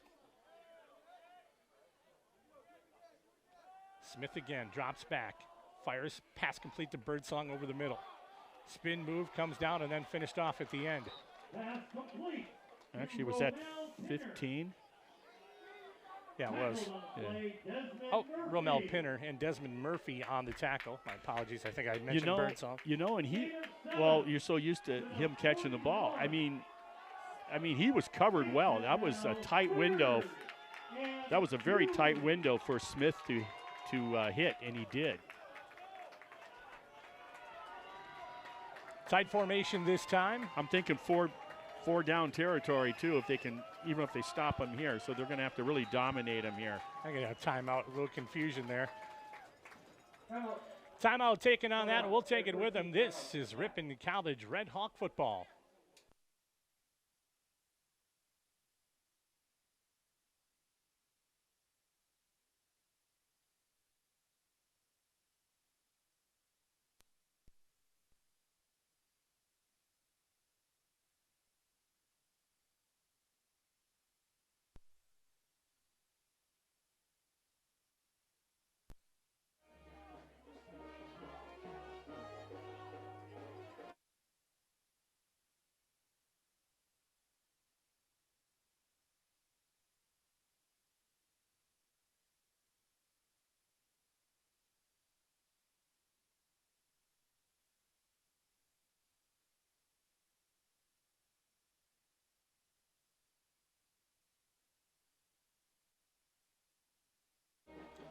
Back here at Hopp Stadium as Cornell is 3rd down and 2 from the 41-yard line. Man in motion this time is Walker. And the handoff again, this time to the outside edge. There's good for a first down and more. Stiff arming and cruising his way down inside. What a load. Fletcher Dallas on the tackle. They're big running backs, I tell you. When they get the opportunity to get their traction going, they're a lot faster than they look. Boo Boo Browning on the carry, the freshman from Monroeville, Alabama. The Boo Boo. Well, he's got good wheels for a fire hydrant. We got motion. Yeah, we got movement on the left guard. Let's see. We got pointing both ways. We'll let the stripes figure it out. Desmond Murphy saying, "That's not me." Yeah, it's not me. I think it's going to be illegal procedure on the Rams. I'm putting my money there. And the official will say,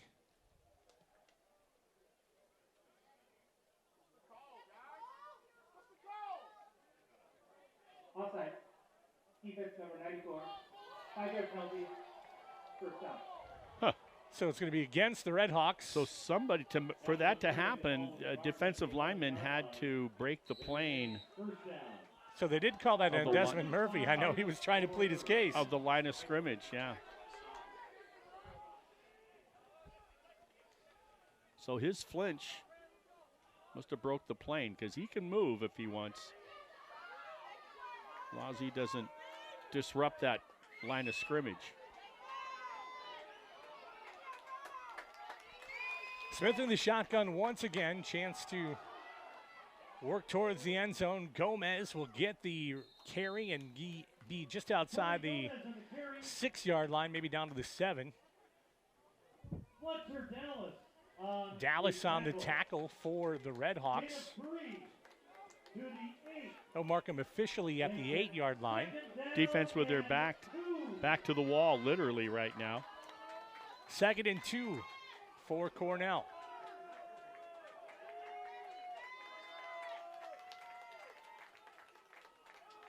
Hands it off. Gomez again back to the middle and picked up and tackled by the Redhawks. He got the first, it looks like, right on the line. They're going to give it to him. Clay Richard with the tackle for the Hawks. Gain of 2 is good enough for a first down, makes it 1st and goal. Got their work cut out for him here. Set up on a nice run to the left side, off the left edge. Timeout going to be taken by Cornell. Why don't we take that timeout with them? We'll come back with more right here. Ripon College Red Hawk football.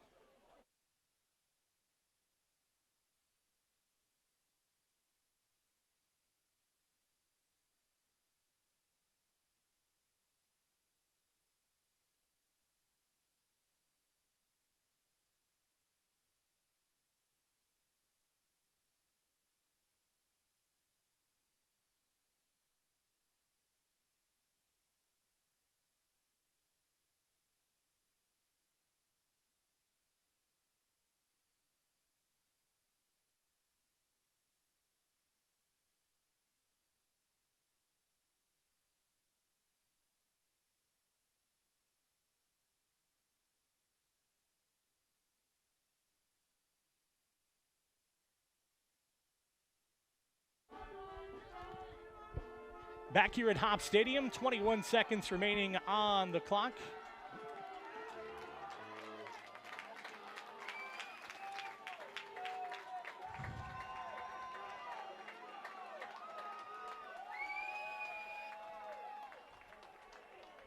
Thank you. 1st and goal now for the Hawks from the 6-yard line. Smith in the shotgun. He'll drop back to pass, looking for something in the flat. Oh. Nice stutter route and into the end zone for the touchdown. You called it. Stop and go, and with a stop and another go. Fooled the DB completely. Great move. And the quarterback waited for it and threw a strike. Smith. Cole Reed on the reception. As Marty said, he went out, stopped, started, stopped again, started once more, and got the separation he needed. Yeah, and to do that, obviously, you got to have time. So I think with the success of the running by the Rams in the first half, that play action really kind of freezes the defenders. Mitchell Fromm on to attempt the point after. Kick Huge. is up, and the kick is good. Big point there. Point after touchdown kick. 17 seconds remaining here in the first half. It is Cornell 24, Ripon 20. 21. The Redhawks 20. So that blocked extra point on Ripon's third score is the difference of this contest being tied right now. So Ripon will have one more chance. Do you try a play? Or do you say, hey, let's go in and talk about it? Let's see. We got 17 seconds. You know what okay. A well-coached offense is going to have, 4 or 5 defensive backs at least playing very deep, keep everything in front of them. What it does, it's two things. One, what impact is the kickoff return? Where does it end up being? And then on your first offensive play, where does that end up being? And then that tells you if you're going to take any risk after that. But by then, you probably have 5 seconds left. Quinn Gilkey will kick off again for the Rams, and Jake Davies back to receive for the Hawks. If Davies can get this out, let's say around Ripon's own 40-yard line, then maybe you think about taking some chances.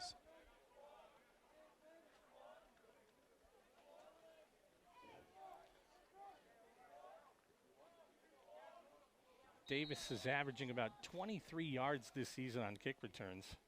That's impressive. This one's going to be taken near the 10. Step back to the 9, out to the 15, now to the 20-yard line, to the 25, move ahead forward, and down near the 27-yard line for Davies. Tackled by Hunter Holt. Yeah, I think they'll keep this on the ground and go into the locker room. Barons will come out.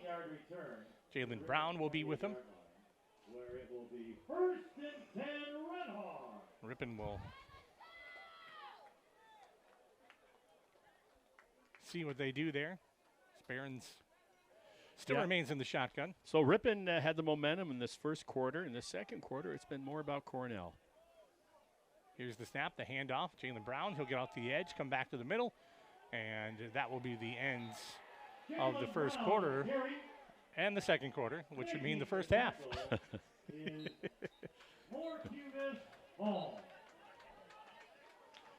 So after one half complete, it is Cornell 21, Ripon 20. We'll come back here in just a little bit and have the second half action for you on Midwest Conference Television, the Ripon channel, and RiponRedHawks.com.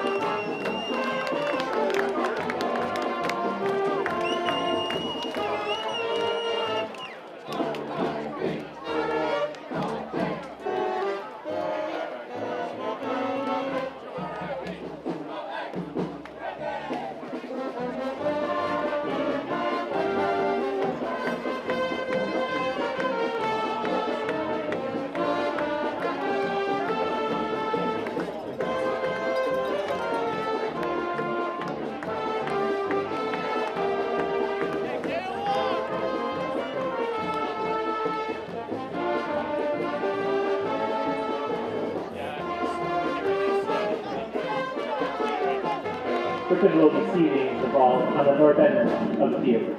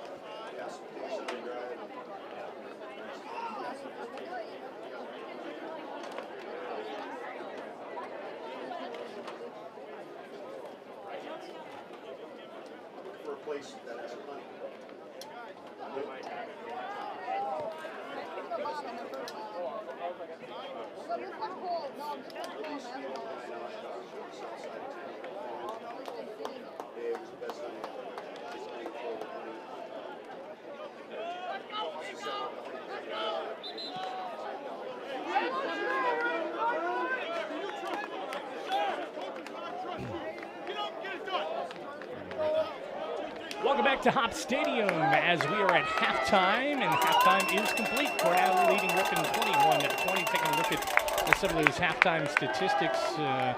Rushing yards for the Rams, 21 carries for 92 yards, 23 carries for 121 yards for Ripon. For passing, 138 yards for Cornell, 141 for Ripon, 7 of 14 for the Rams, 9 of 12 for the Redhawks. Total offensive plays, 35 for Cornell, 230 yards overall. Ripon 35 plays, 262 yards. This is why we're 1 point apart. Close. Well, it strikes me, yeah, exactly. I mean, you look at the rushing for both teams, you look at the passing for both teams, you look at the number of plays run by both ball clubs, and you look at the total offense for both ball clubs, which, by the way, as we have the kickoff, and Davies sets a return, gets to the outside, he's to the 30-yard line, now to the 35-yard line. Go ahead. He's a great weapon. And if I'm a defensive player, I'm taking exception to giving up that many offensive yards. Okay, so my defensive coordinator is talking to our unit. It's like, hey, guys, we got to clean it up. We got to get to that quarterback more, and we got to shut down that running game a little bit better in the first half, because 230, 240, 250 yards in a half is just too much. Connor Ramage, leading rusher for all teams, 13 carries, 92 yards. Tony Gomez on the other side, 15 carries for 62. Receiving, Alex Mosqueda, 57 yards and 6 receptions. You know, and you look at those short controlled patterns too, to Mosqueda, like on those outs, that's like almost like a running play. I mean, a short controlled passing game, that high percentage completion rate, and it keeps moving the chains forward. So Redhawks are 1st and 10. They need to reclaim the momentum right now, because Cornell stole it in the second quarter. Barons this time going to hand off to Ramage. Nope, instead caught out in the flat. Good reception by the Hawks, but not going to get much. Wow. Good coverage by the Rams. What a defensive play. Pass complete to DeMarcus Connor. What a defensive play by that DB. Belder. Bellner, the safety, fights through the blocker into the ball receiver, into the carrier, and made a great play. That's just a great defensive effort. No gain on the play, brings up 2nd down and 10.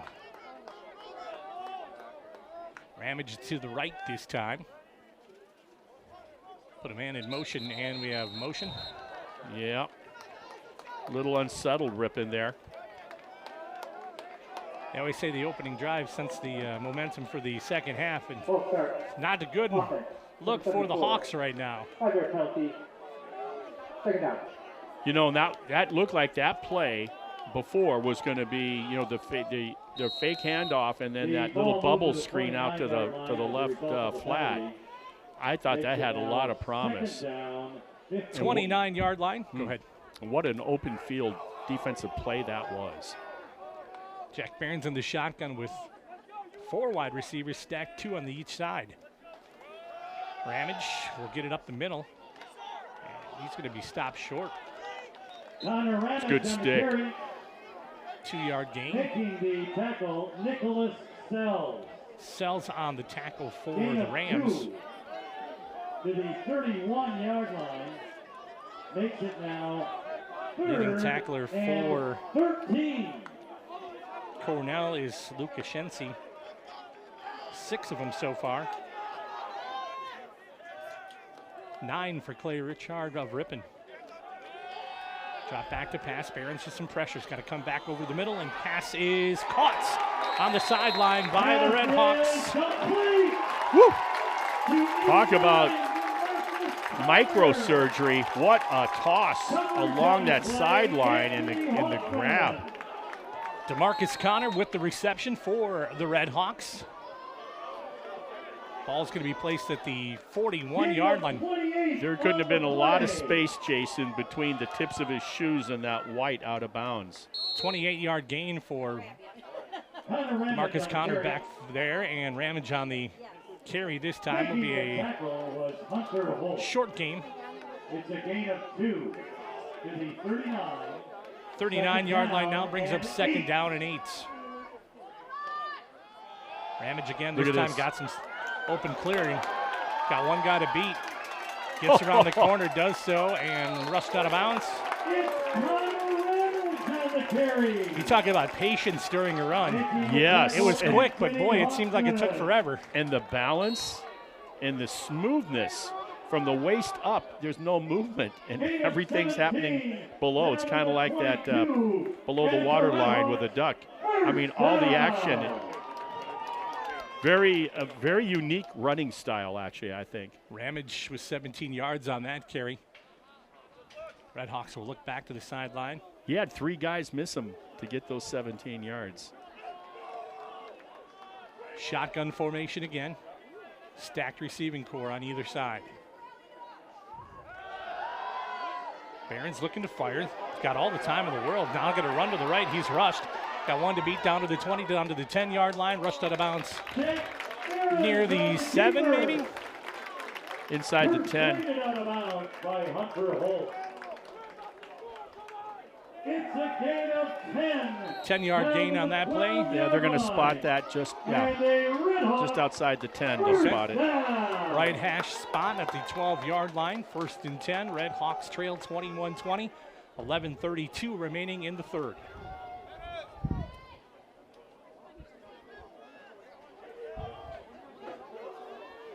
Opening of Hopp Stadium here on the Ripon College campus. Along with Martin Ernster, I'm Jason Mansmith. Want to thank Patrick and Jonathan, our production team here as well.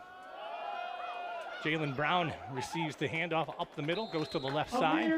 What a nice hole he had right at the point of attack, I think off that left center guard gap. Good job by the old line up there. Shaincy on the tackle once again for the Rams. This time, flag on the play and into the end zone. Touchdown for the Redhawks. Our guy. Alex Mosqueda. There is a flag on the play. Yeah, I saw it. In fact, the flag was thrown before the ball was caught. There is a flag on the play. Offside. Defense. Number 54. Well, my hunch is they'll decline the offside. Offside's on the play. Yeah. Touchdown to the Redhawks. Alex Mosqueda. So Mosqueda does get the touchdown reception.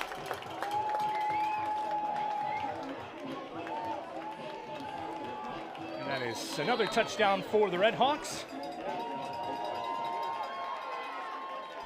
They lead 26-21 with 10:50 remaining in the 3rd.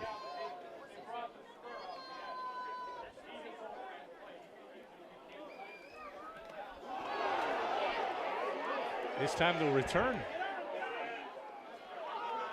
And Cornell. The point after touchdown kick blocked by Julius Jenkins. Julius Jenkins on the block. He returned it. 60 seconds remain in the 3rd quarter. It's now Redhawks 26. So now Rams the offense answers the call to start the second half. And remember, it's like they started the first half and the second half on offense because of the onside kick to start the game. You know, there's that expression that you do trick plays when it's least expected. Man, that was least expected. It was. And that to be commended for calling it, the guts of a burglar, Coach Marshall, and then, of course, the execution to drive down and come away with a touchdown. Very first score in the history of Hopp Stadium. But then to start at the second half, come down here and do it. Now it's on the defense. Well, special teams, actually, I should say. I get ahead of myself. Special teams have to have good kick coverage, and when you have a kicker to the ability that we have with Mr. Flores. Thank you, Flores, the senior, great kicker. His ability to kick it down to the numbers and keep it inbounds, it makes it really easy for kickoff coverage units. And then the defense, you know, you can't let Cornell, when that happens, you can't let Cornell come back down and equal the task of what Ripon offense just did. Soak up and Birdsong back to receive for the Rams. That Birdsong's quite a player. Kickoff coming. Good boot. To the inside the 20. Out to the 30-yard line and tripped up and across the turf. He'll slide to about the 36-yard line. Might have been 24 for Ripon. Logan Vandergalion on the tackle for Ripon. Talk about a trip up, because it looked like he had smooth sailing down the left lane there.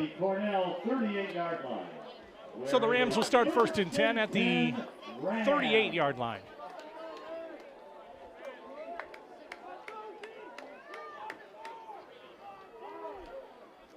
Ripon leading 26-21 here in the 3rd quarter. Yeah, I think Logan Vandergalen saved, if not a touchdown, certainly a long return. Smith in the shotgun will hand off. They'll look to the edge. Good defensive coverage. Yeah, that left tackle there, number 0 for Ripon. He's got some quick. Got into the backyard. Gomez on the carry, Ing on the tackle. Loss of 1 brings up 1st down and 11. Able to come through that line was Ing to make that stop behind the line of scrimmage. Just a sophomore.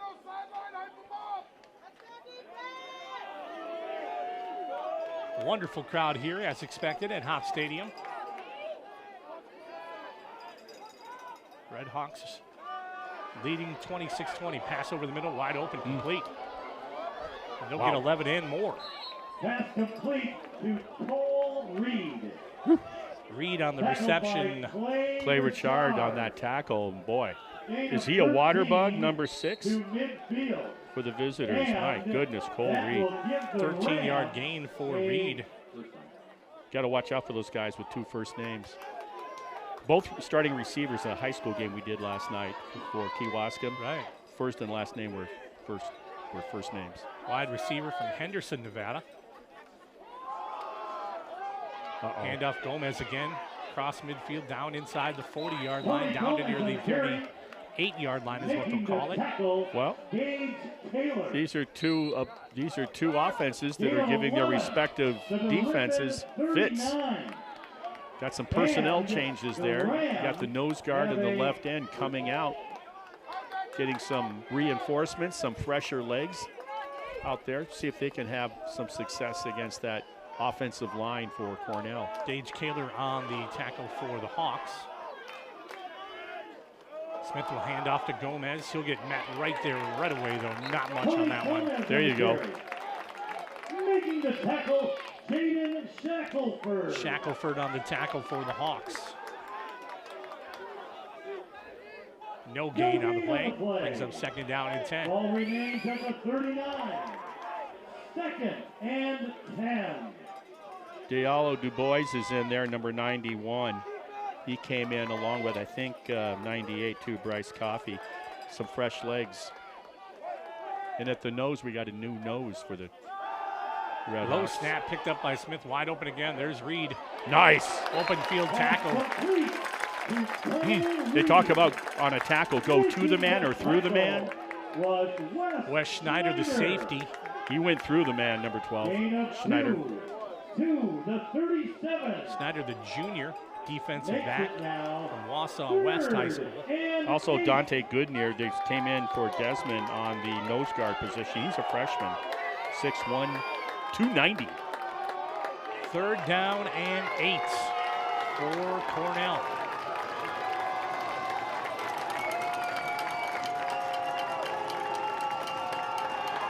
Smith will come back.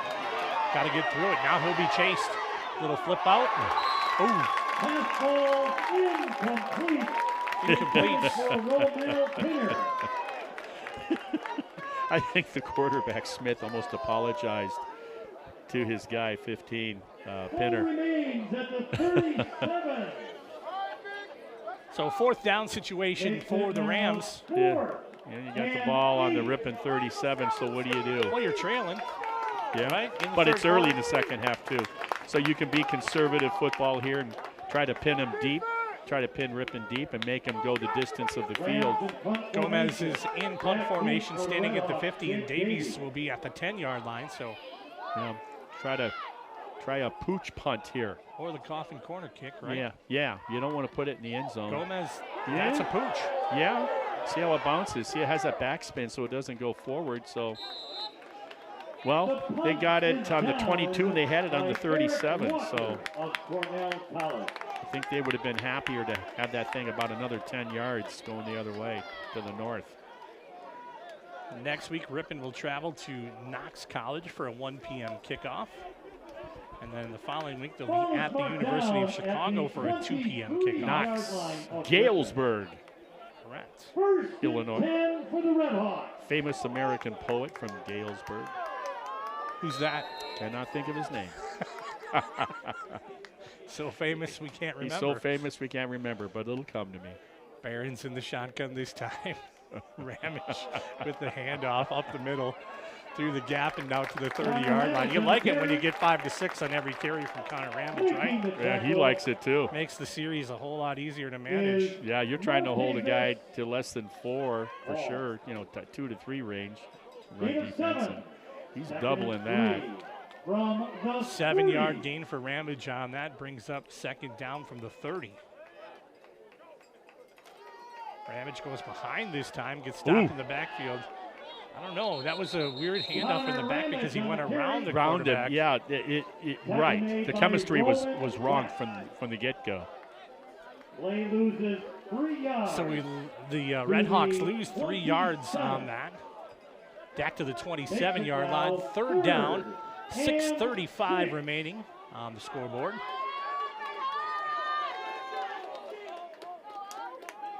Redhawks will set it up again. 15 on the play clock.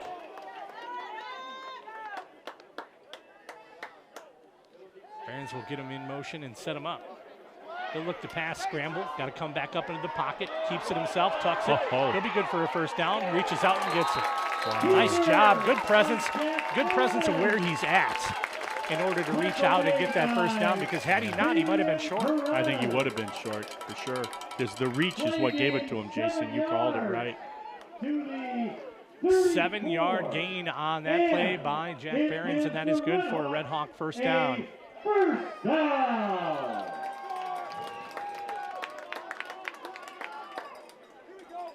Cornell, a couple of guys out there looking a little bit needing some gas in between, needing some break in between, it looked like. A few hands on hips, but Barons again. The hands on the hips is definitely a giveaway. I think that was a good move by defensive coordinator Hip for the college on that last series for Cornell. Bringing in fresh legs on that front, the nose guard and the 2 tackles, because they were able to apply some pressure there. 77 degrees and 74% humidity right now. As they say, it's thick. Yeah. Ramage will get the handoff and good for a first down. Carl Sandberg, by the way, Galesburg. Oh, there we go. Okay. Now I know. Gain of 4 to the 45. Thanks for the tidbit there. And the Red Hawks first down.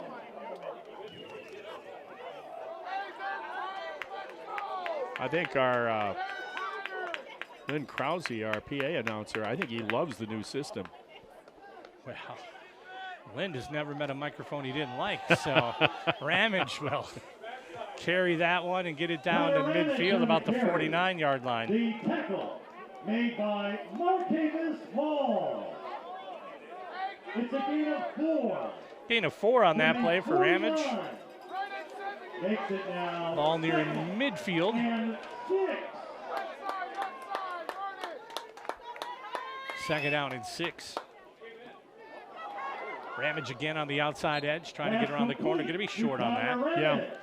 It'd be about what, third and a long 4, third and a short 5, something like that. Ball, look at that, right on the 50, literally. It's now 3rd and 5. Third down and 5. Barron's on the control. A handoff to Ramage. Pass is completed and inside the 40-yard line. Good enough for a first down, and let me tell you, that Ripon College quarterback took a hit. He paid the price to deliver on that first down flare pass. And that gives the Redhawks another first down.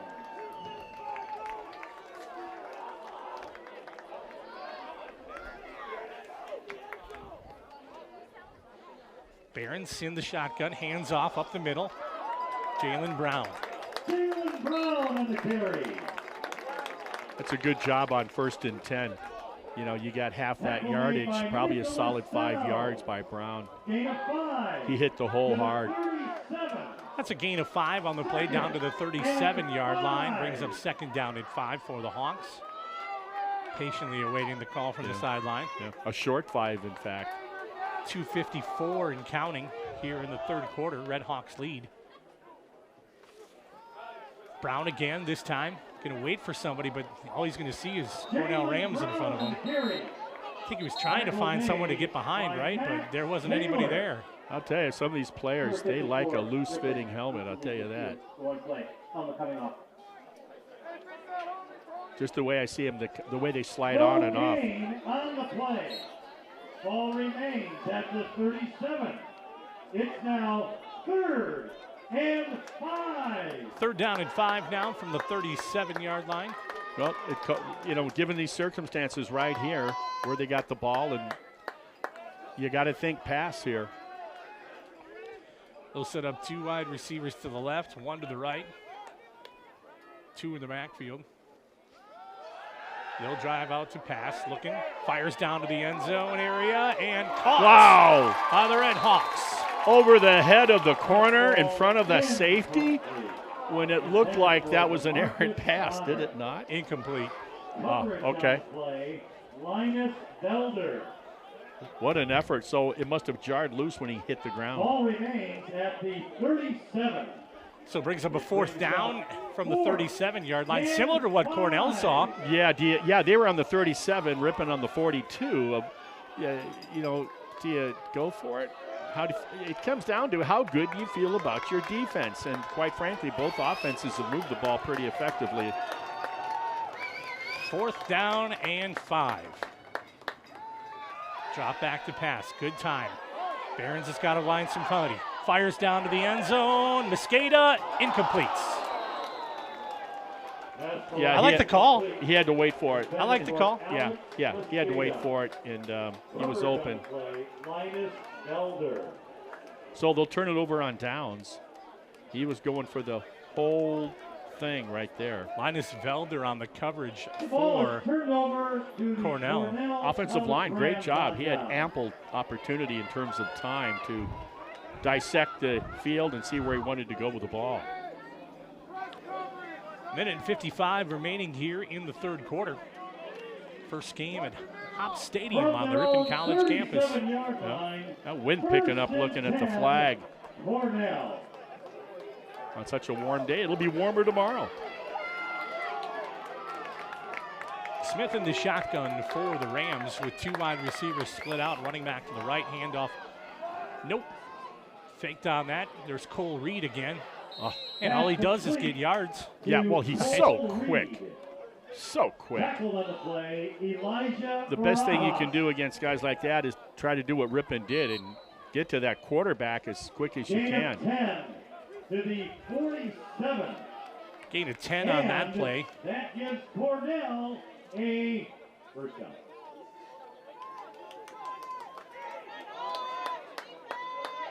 Rajas on the tackle. This time, quickly picked up. Yeah, who else?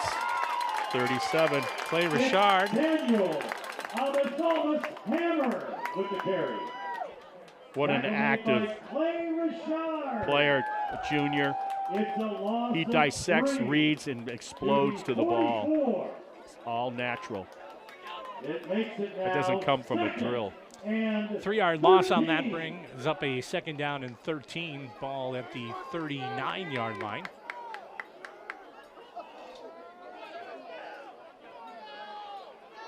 Cole Reed coming over to the other side.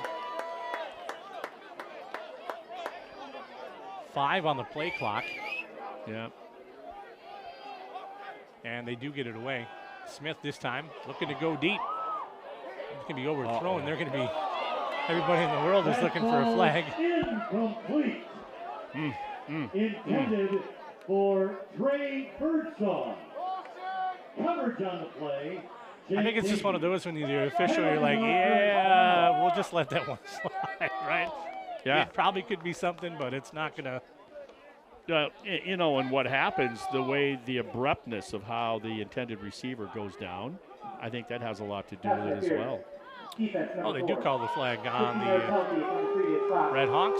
Oh, yeah, I thought they did. Yep. Yeah, I didn't see the flag come on. My apologies. Oh, I'm sorry. Yeah, they called the pass interference. I thought you were thinking maybe that's one that they should not have thrown the flag. I got you. With the penalty, all right. Ball is in Ripon territory. Automatic first down as well. 41-yard line. It also gives the Rams. So Cornell on a drive right now, trailing 26-21, trying to reclaim that lead. Gomez with the carry will run to the right side, get a few yards, bang his way through down to about a 6-yard gain. Yeah, all near of the 35. that. All of that. Great run on 1st and 10. Now you can do whatever you want to do as the offense. Well, I think they'll probably take a break because the quarter's going to end here in about 15 seconds. So okay. I doubt they will run one more, but I've been wrong before. No. They will come up to the line. What a prize fight this has been. It has been a prize fight. That's a great way to describe it. After 3 quarters completes, your score is Ripon 26, Cornell 21. We'll be back for the 4th quarter after this. The Cornell.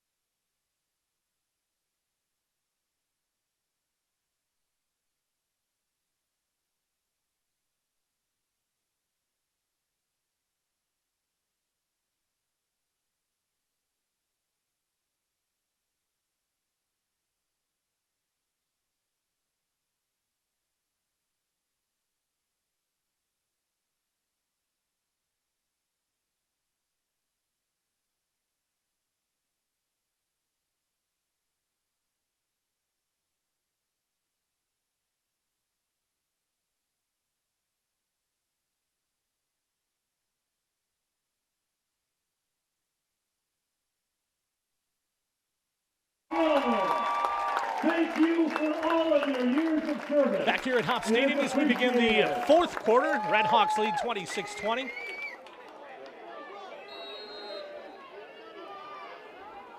Second down and 4 for Cornell. The handoff will go to Gomez. He'll get through the 35 down to the 30-yard line. Keep moving down. Tony Gomez on the carry. And it looks like they'll mark him out at about the 14-yard line. Gain of 21. 21 on that carry from Gomez. Man, arms are not going to tackle legs, and that's another example of that. Those arm tackles don't get it done. Cornell with the He gets to the edge, and he's something to bring down. first down. Smith this time, handoff again to Tony Gomez. Gomez on the carry. Tackled on the play, Desmond Murphy. No gain. No gain on that one. My man, Des, nose guard. 2nd and 10. Brings up 2nd down and 10. Desmond, 5'11", 282. Out of Texas. They'll split the receiving core with Gomez to the right is Smith in the shotgun formation. 14 minutes remaining in the 4th.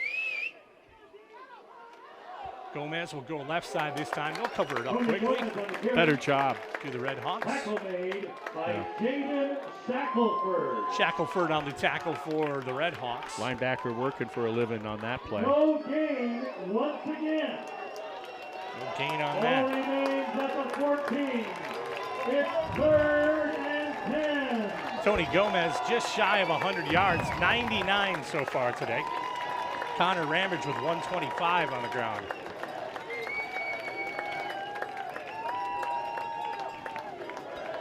They can get a first down right about what, the 5-yard line. Near there.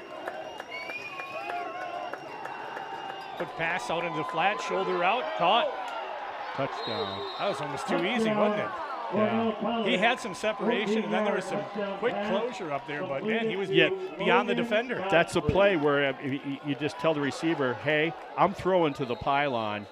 And the advantage of that is the receiver and him know that ball's going to the pylon. You just go up there and catch it. Penalty marker on the play. Near the 2-yard line. Well executed. That back corner of the end zone. Hopp Stadium got quiet. Yes, it sure has. Waiting for the referee to make the call. By the way, our apologies. We've had a little bit of feedback. I mean, mostly in the first half, in the second quarter. I think that's remedied. I don't certainly hear it now. I got a couple viewers texting me at halftime. So there's going to be an unsportsmanlike conduct call against the offense, Cornell. So that'll be assist on the kickoff. Okay, so it was after the touchdown. Correct. Okay. So the points stay. Cornell leads 27-26.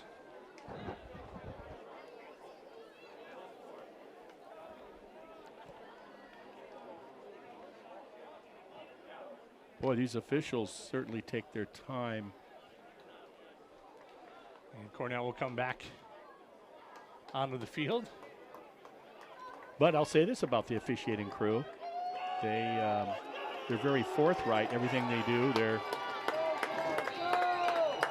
in control. And a 2-point conversion attempt on the way. They'll stack trips to the right. Smith will roll out, look to fire, and into the end zone. Back of it is going to be incomplete. There'll be 2 flags. Yeah, pass interference.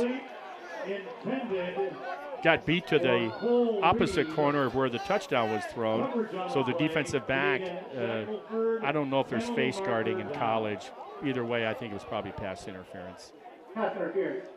Defense. So they'll go half the distance. Half the distance to goal. Retry. It's the first time I've heard the official like that coming through the airwaves. Oh, it's been all day there, dude. Yeah. It's all right. Yeah. They'll go for 2 points again. So clear. They'll go left hash mark. Well, now you think they keep it on the ground, huh? They go to their workhorse, number 8. Gomez is back there.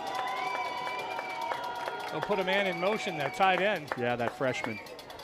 And the handoff this time into the end zone. Is that 26? Run is good. Run in by Boo Browning. Boo Browning again on the 2-point conversion to make the score 29-26.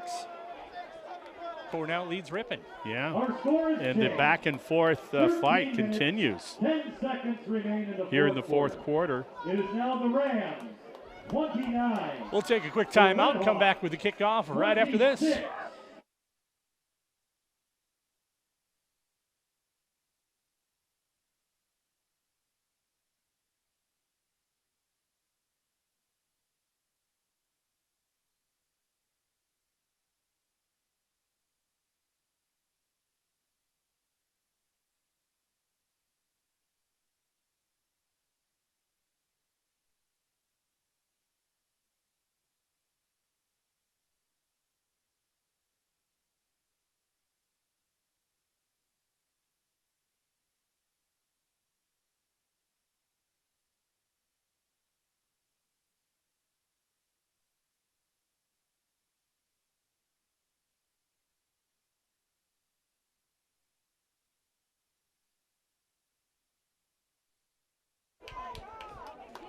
back here at Hopp Stadium as the Redhawks trail 29-26. And remember, they will kick off from the 20-yard line because of the unsportsmanlike conduct penalty that was called on the touchdown previously.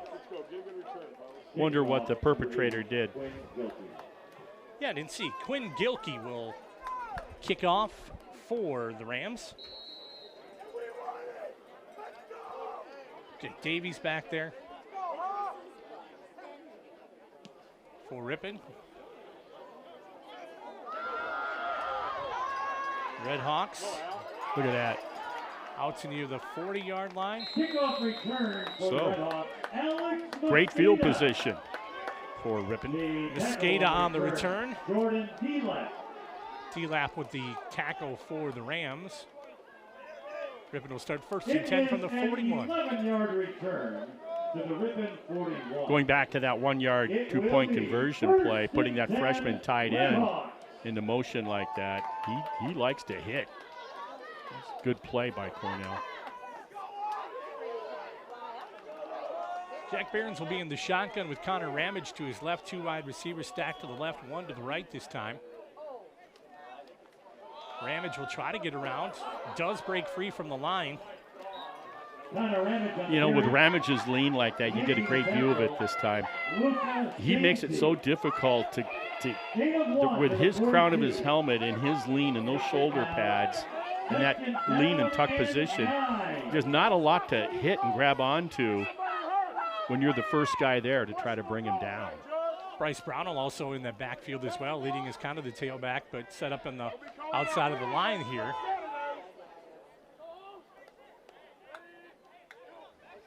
Behrens again, the handoff to Ramage. He'll come back through the middle, right where we're talking about Bryce Brownell, and now a flag will come in off the play. Uh-oh. Making the tackle was Sam Adams. I just hope that's not a hold. I think it is. It's right in that the vicinity of that. Yeah, I believe that's what it's going to be. I'm hoping. Oh, okay. Oh, so they're going to say. I didn't want it to be a hold on Mosqueda is what I was thinking. But they're pointing the defensive way. They're going to call the face mask when Ramage was tackled. It must have been ever so brief, but anytime they see the hand on that around the cage like that, at any level of tackle football, you're going to see that call. 15-yard penalty against the Rams. And the offense for Ripon here in the second half continues to be moving the chains, moving forward, and have been coming away with points. It is a Redhawks first down. First down for the Hawks here in the 4th. They trail by 3. Ramage. That works. Quickly picked up Tackle for loss by number 11, Lucas Shansey. About a half dozen yards lost on that play. Surprised I haven't seen that more. Backside slicing through the gap with the linebacker. Now all the way back to the 44-yard line. Necessitates a couple of pass plays here, you would think.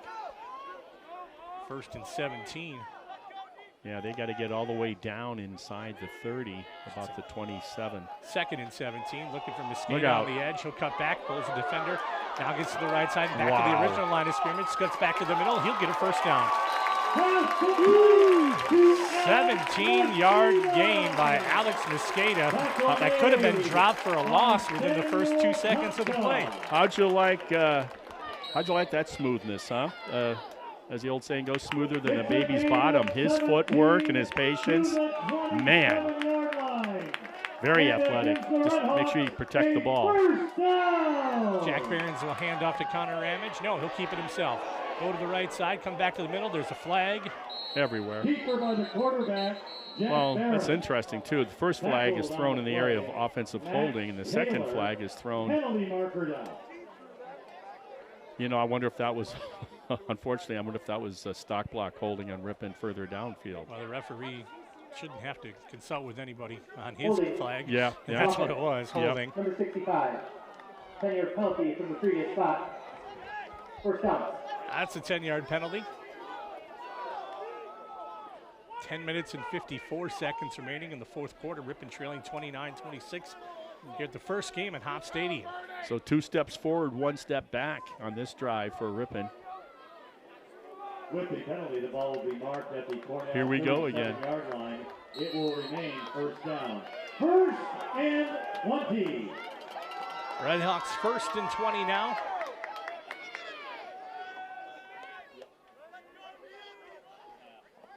Low snap picked up by Barnes. Over the middle.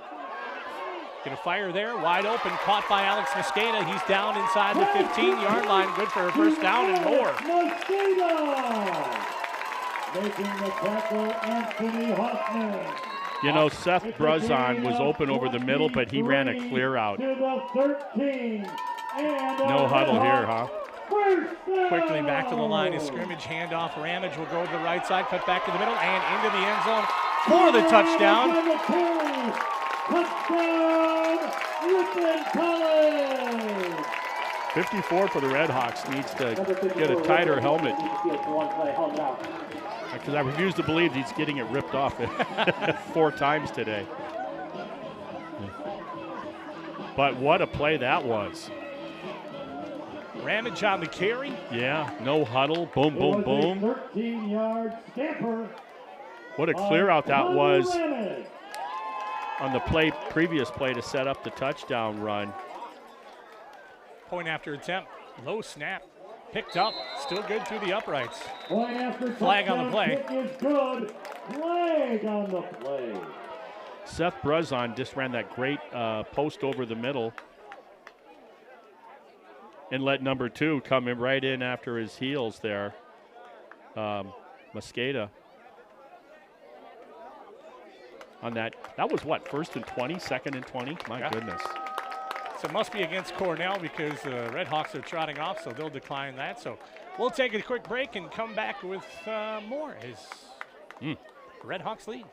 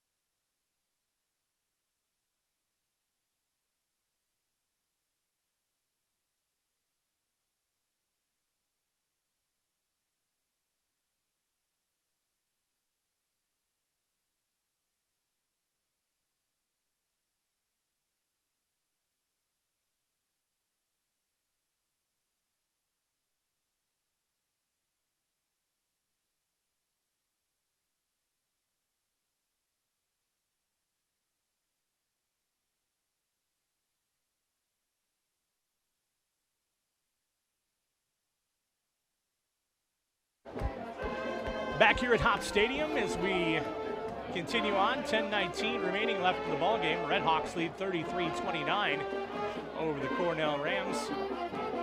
13-yard touchdown run from guess who? Connor Ramage. With the damage.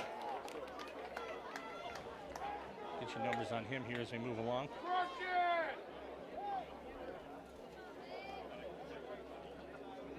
Out of Ashwaubenon, Wisconsin, a Jaguar, former Jaguar. Those school colors are green, yellow, and white. Right. Ramage 138 yards on the day today. Yeah, he's having some fun. 2 touchdowns. Flores will kick. Ball at the 50 because of the penalty. Let's see where this goes. Smart kick. Look Keep at it that. up short. Nice job on the roll into the end zone, though. Just. And they'll down it. Yeah. So they will call play afterwards. Yeah. I should say flag. Yep. Anytime you see the unnecessary hit, even if the whistle hasn't blown yet, that's what they watch for these days. Blocking the back, I would assume. I remember they changed that rule in the NFL years ago when Chad Clifton, the offensive lineman for the Packers, was on the other side of the field away from the ball, slowing down on a play. And the nose tackle for Tampa Bay took him out on a cheap shot, illegal but cheap shot, dislocated his hip, and that's when that changed. Half the distance to the goal. First time. Here you go. So blindside block called against Cornell. That'll give him half the distance to the goal. Yeah, blindsides on special teams are a no-no. That's how you break ankles and tear knees. Well, the one thing we can say about this officiating crew, they are thorough. Yeah, there's been a lot of, as they say, laundry this afternoon on the new turf here at Hopp Stadium. Thank you, Steve. I covered his games actually on radio back in the day. With the penalty. So the Rams will start 1st and 10. Place the ball at the 12-yard Here we line. go. At the Where 12. it will be 1st and 10. Got to keep them in the hole. When's the last time a team was held deep in their own territory and had to bring out the punt team? Smith hands off. Through the middle is Gomez, I believe. Gomez on the carry.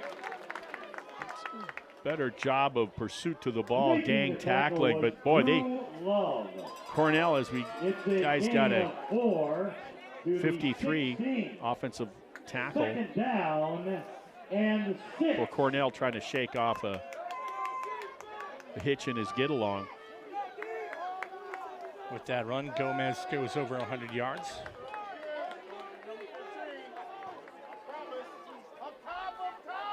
Well, he's got the water bug, and then he's got Pippin both out to the wide side of the field. Water bug referred to as Cole Reed. Yeah. Pass over the middle is caught. Pass complete. Who else? Trey Birdsong. Birdsong there with it. Tackle made by Drew Love. Love on the tackle for It's the a gain Redhawks. of 7 So neither to the defense can 23. dominate That will give the Rams its respective a opposing offense at all. I mean, it's a warm day too. This time of the game. This time in the game, approaching 9 minutes remaining in regulation.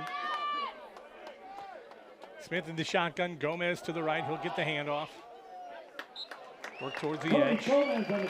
It requires, I always told Rick Coles, it requires, demands, if you will, so much more energy on the defensive side of things to pass rush, to run blitz, if you will, than it does offensively.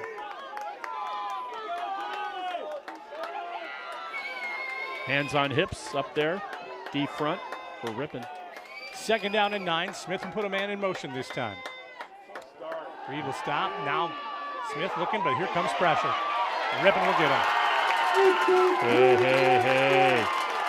Our guy. 91. Number 91. Diallo Dubois. And he came in the 3rd quarter to relieve and had fresh legs. Well, he certainly demonstrated that there. Diallo Dubois with the sack for the Hawks. 3rd down and 11. Here comes pressure again from the edge. Smith got away from it. Nice job. There's a hold, no call. Smith will pick it up, run through the middle. Will he have enough for a 1st down? He will. Wow. Just a casual 11-yard scamper for Smith. Actually, Boy, 14-yard gain. He sold a few things there, did he not? About three different things he sold and was able to scamper for that 1st down. That will give the Rams a 7.5 minutes remaining, 33-29. Excitement looms over Hopp Stadium. It's very John Vicenda-like there, Mike, you know, from NFL fans. Although we do not have the autumn wind here today. No, but Frank Sinatra sings it well. Yeah, right. Snap this time. Will be kept. Smith wide open. Big shoulder. Isn't he a beast? It's fun. Somebody forgot to remind him that, oh, you're just a freshman. Davies on the tackle. Go ahead. I'll bet you his teammates call him sir. Eric Walker, And the freshman. yeah, look who got shook up there. Yeah, it's Birdsong a little bit. 23 on that play out there blocking. So ball's at the 48-yard line, 47-yard line. Right down the line from our position here in the press box. Yeah. Gomez will go to the left side, and there's about 6 Redhawks there to meet him. Gomez is going, Smith, you had to throw this. Boy, everybody runs that read option. By Deshaun Smith, tackle for loss. Sean Smith on the tackle, Shackelford in there as well. So on that read option, you really don't know if the quarterback's going to hand it off or ride him and pull it out and then make a pass play out of it, or in fact, tuck and run if you're the quarterback. Loss of 2 on the play brings up 2nd down and 12. Ball at the 45-yard line. Redhawks lead 33-29.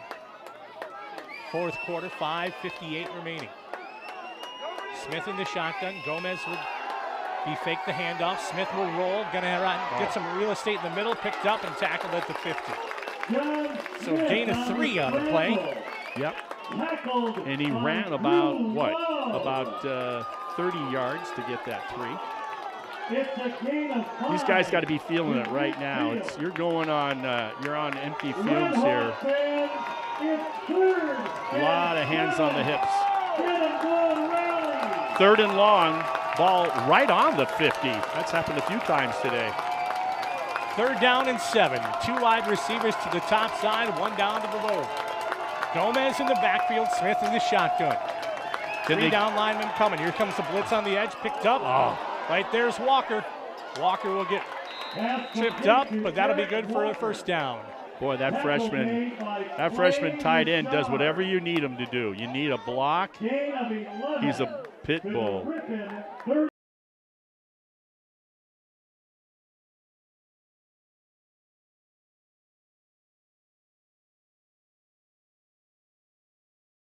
The flat and kind of stood there waiting. Yeah, what happens is when you're looking like you think he's staying in for like a 1 count, like a tight end, or you're backing up, you're pedaling as a linebacker. Oh, he's blocking. And all of a sudden he releases, and then there he is, and that open space.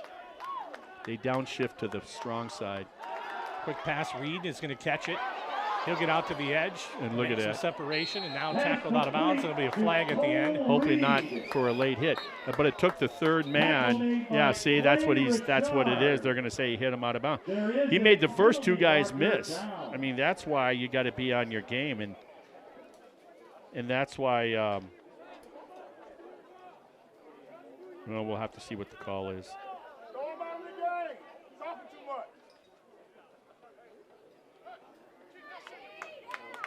So it's going to be against Cornell, it looks like.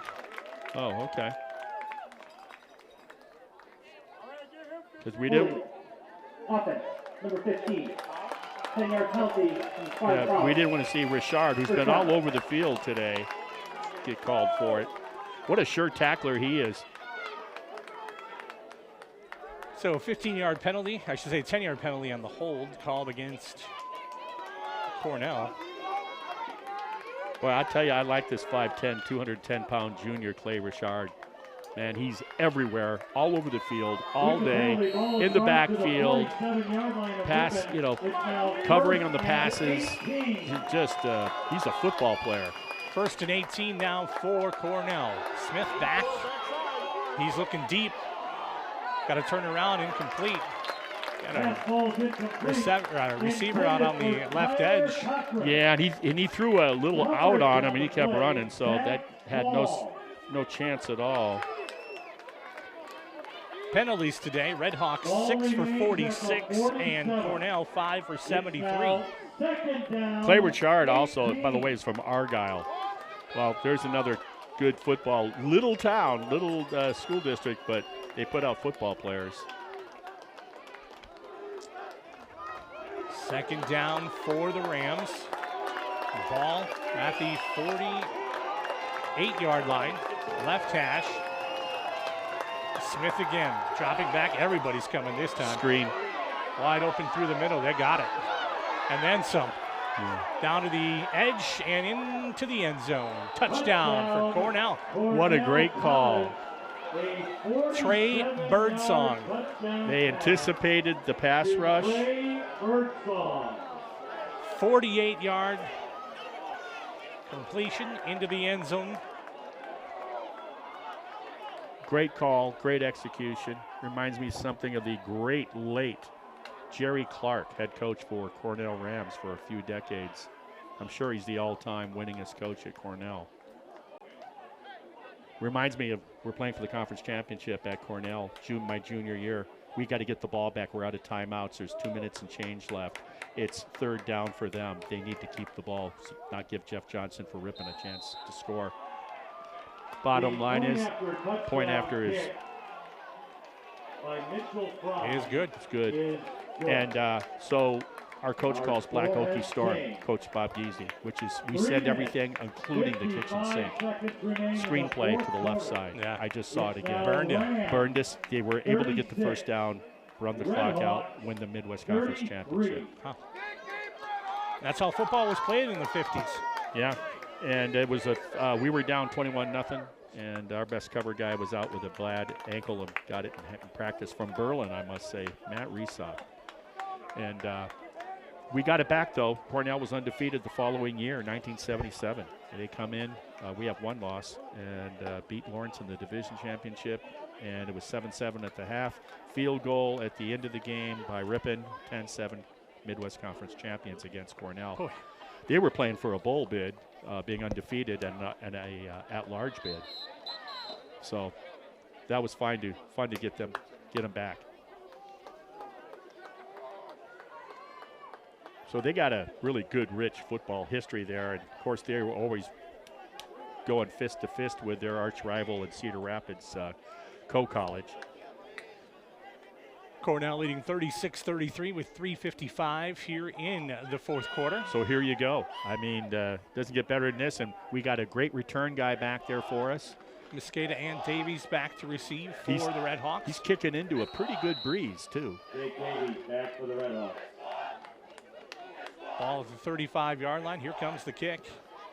It's going to go towards Mosqueda. He'll take it to the 22, out to the 25, now to the 30, now to the 35, and down near. Ball comes loose.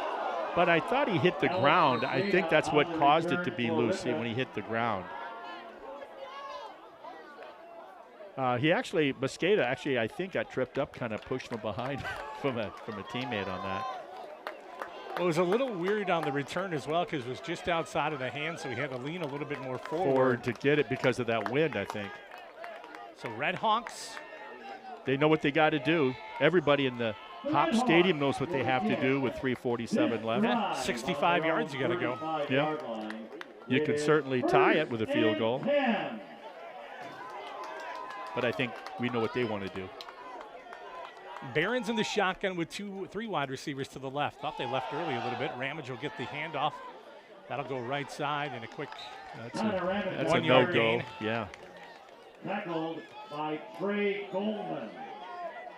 No gain. That'll give him one. Ball remains at the 35.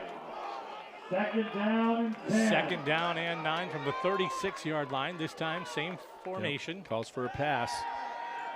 Will roll out, wide open, caught, over to midfield. First down, out of bounds. And they'll stop that. DeMarcus Connor. DeMarcus Connor on the reception. Name we haven't called out all day. And he was an orphan, wasn't he, on that sideline? Good find by the QB. 14. Clock continues to run at midfield. How many? 3:05. I'm sorry, how many times have we seen the ball marked up right on the 50-yard line today? Like 4 times. Flip the formation, trips to the right this time. Ramage will go through the middle trying to get somebody there, and nobody. I'm a little surprised with that conservative play calling. Granted, you know what Ramage is capable of breaking and doing. But when you have the clock not your friend any longer. No gain. Ball remains at midfield. Second and 10. Second down and 10, ball at 50-yard line. Good pickup by Ramage on the block. They'll throw. Barons has got Mosqueda over the top and picked off. Yeah, part of that too, you see that flag blowing the way that it is. That ball probably carried a little further than you'd like, but what a great pick by the safety coming from over the top, number 9.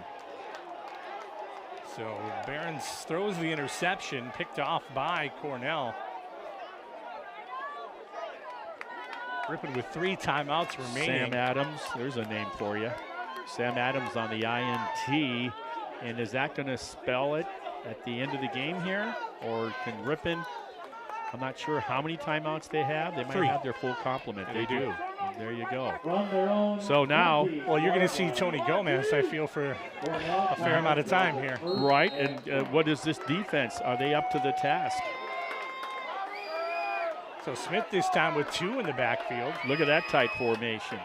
He'll go under center. Now they'll get a wide receiver in top left. Put a man in motion. There's Walker. And there's a flag. Yeah, wherever that tight end goes, the freshman tight end goes for Cornell, you might want to be thinking, hey, the ball's going to be there going that way too, and it did. Ball carrier, Boo Boo Browning. Browning on the carry for Cornell. Tackle was made by Deshaun Smith. There is a penalty. Smith on the tackle. I should say Deshaun Smith on the tackle for the Redhawks, and a flag. Still waiting on that call. Yeah, they don't get us the call right away, do they? But they certainly know what they're doing, the officiating crew. So legal substitution called against. Must not have set that receiver out on the edge. Yeah, he had to check get in. out there. They said, you know what, we're not going to try to run this play with 10. And I think that's exactly what happened. 5-yard penalty to the So 15-yard 5-yard line. penalty brings up first down and 15 from the 15-yard line. 15. Tight formation once again. 2:10 and now play clock's running, and I'm not sure why.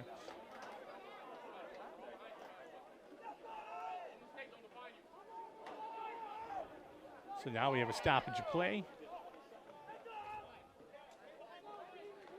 And the field judge will come in and talk with the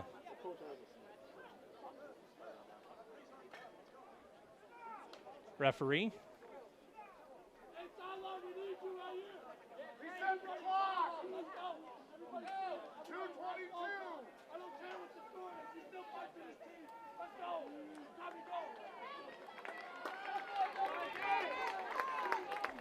Okay, still waiting.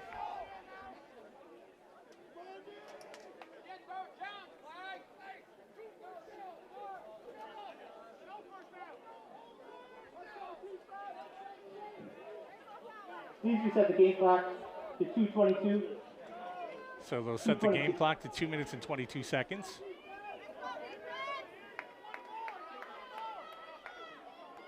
New system, right? You got to learn them all and get them all figured out, right?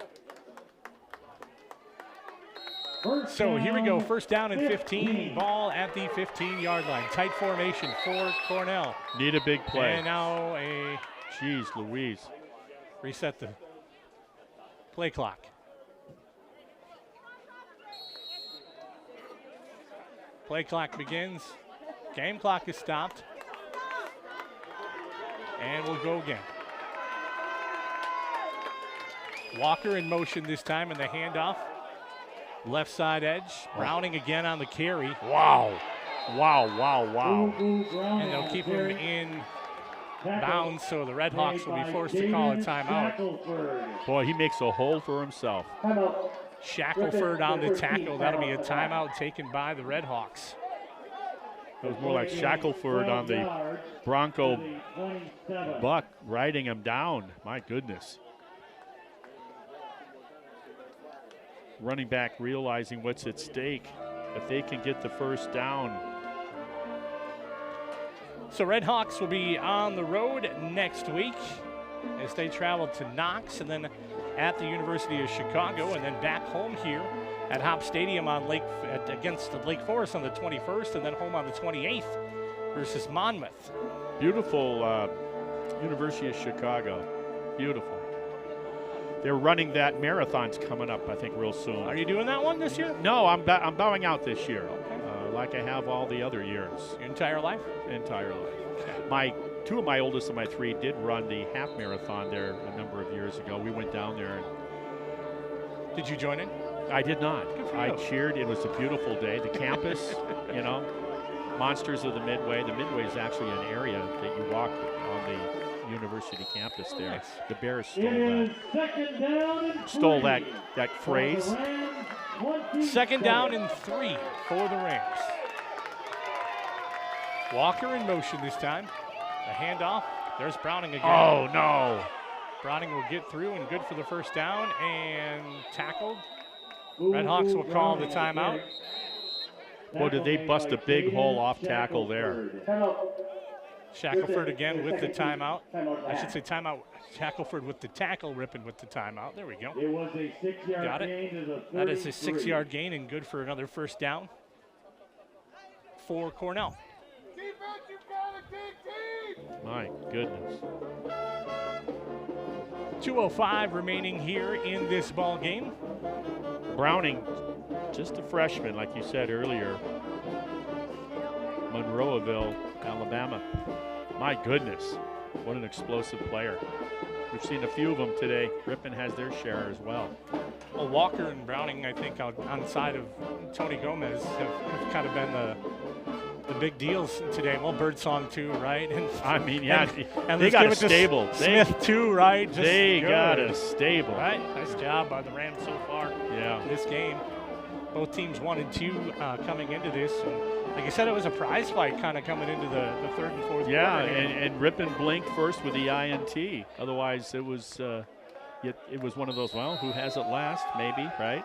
It is Smith, the handoff again, this time to Gomez. So he'll regain his footing, keep pushing, down inside, near the 48-yard line, 47-yard line is where they'll mark the 1st down for the Rams. Barajas on the tackle and another timeout. The final timeout taken by the Redhawks. Third final timeout of the half. It was a gain of 14 to the 47-yard line. So Cornell will come out with 1:58. Yeah,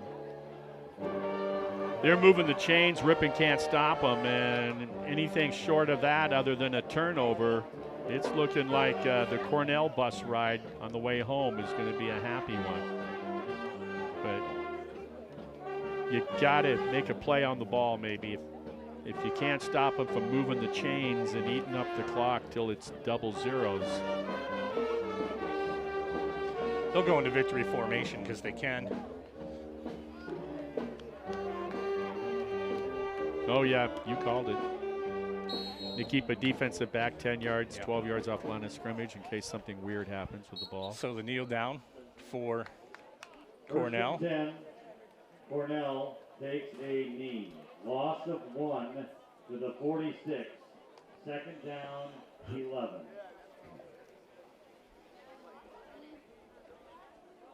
Minute and 40 remaining. Now, it doesn't get any easier for the Redhawks. No.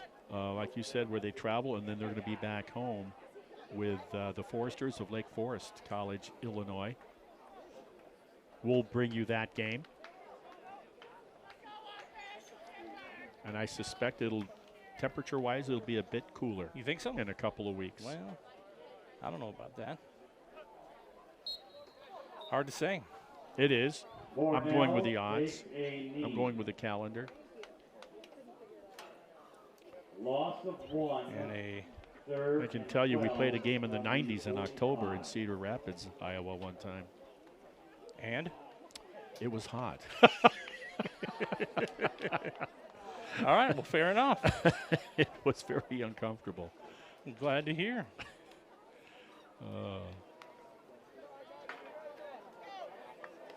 Yeah, it was at least the middle of October, maybe later. Gomez, 26 carries today for 116 yards. Ramage, 26 carries for 139. Couple touchdowns, too, with Ramage. Birdsong, 4 receptions for 150 yards. Alex Mosqueda, 8 receptions for 106. Wow. What a fight it was. And it just came down to the turnover at the end was the difference of the contest. Otherwise, the offenses today they kind of dominated the respective defenses, in my opinion. Ripon 442 yards, Well, there you go. 65 plays. Cornell 66 The plays, final score. 429 yards. So, The Cornell College final Redhawks score here today is 36. Cornell 36, Ripon Ripon College 33. Not the way the 33. Redhawks would like to open Hopp Up Stadium, next but for Ripon we'll play next Saturday time. Lake Forest at coming up Knox on the 21st back here at Hopp in Stadium. Galesburg, Want to thank our Illinois. producers today, both Jonathan and Patrick, for their help. Yeah. For Martin Thank Ernster, you want to thank you all for for helping your out today. My name's attendance Jason here this Vansmith. afternoon. This has been a It presentation is of the appreciated. Ripon Channel and RiponRedhawks.com. A pleasant Good afternoon, and everybody. safe weekend.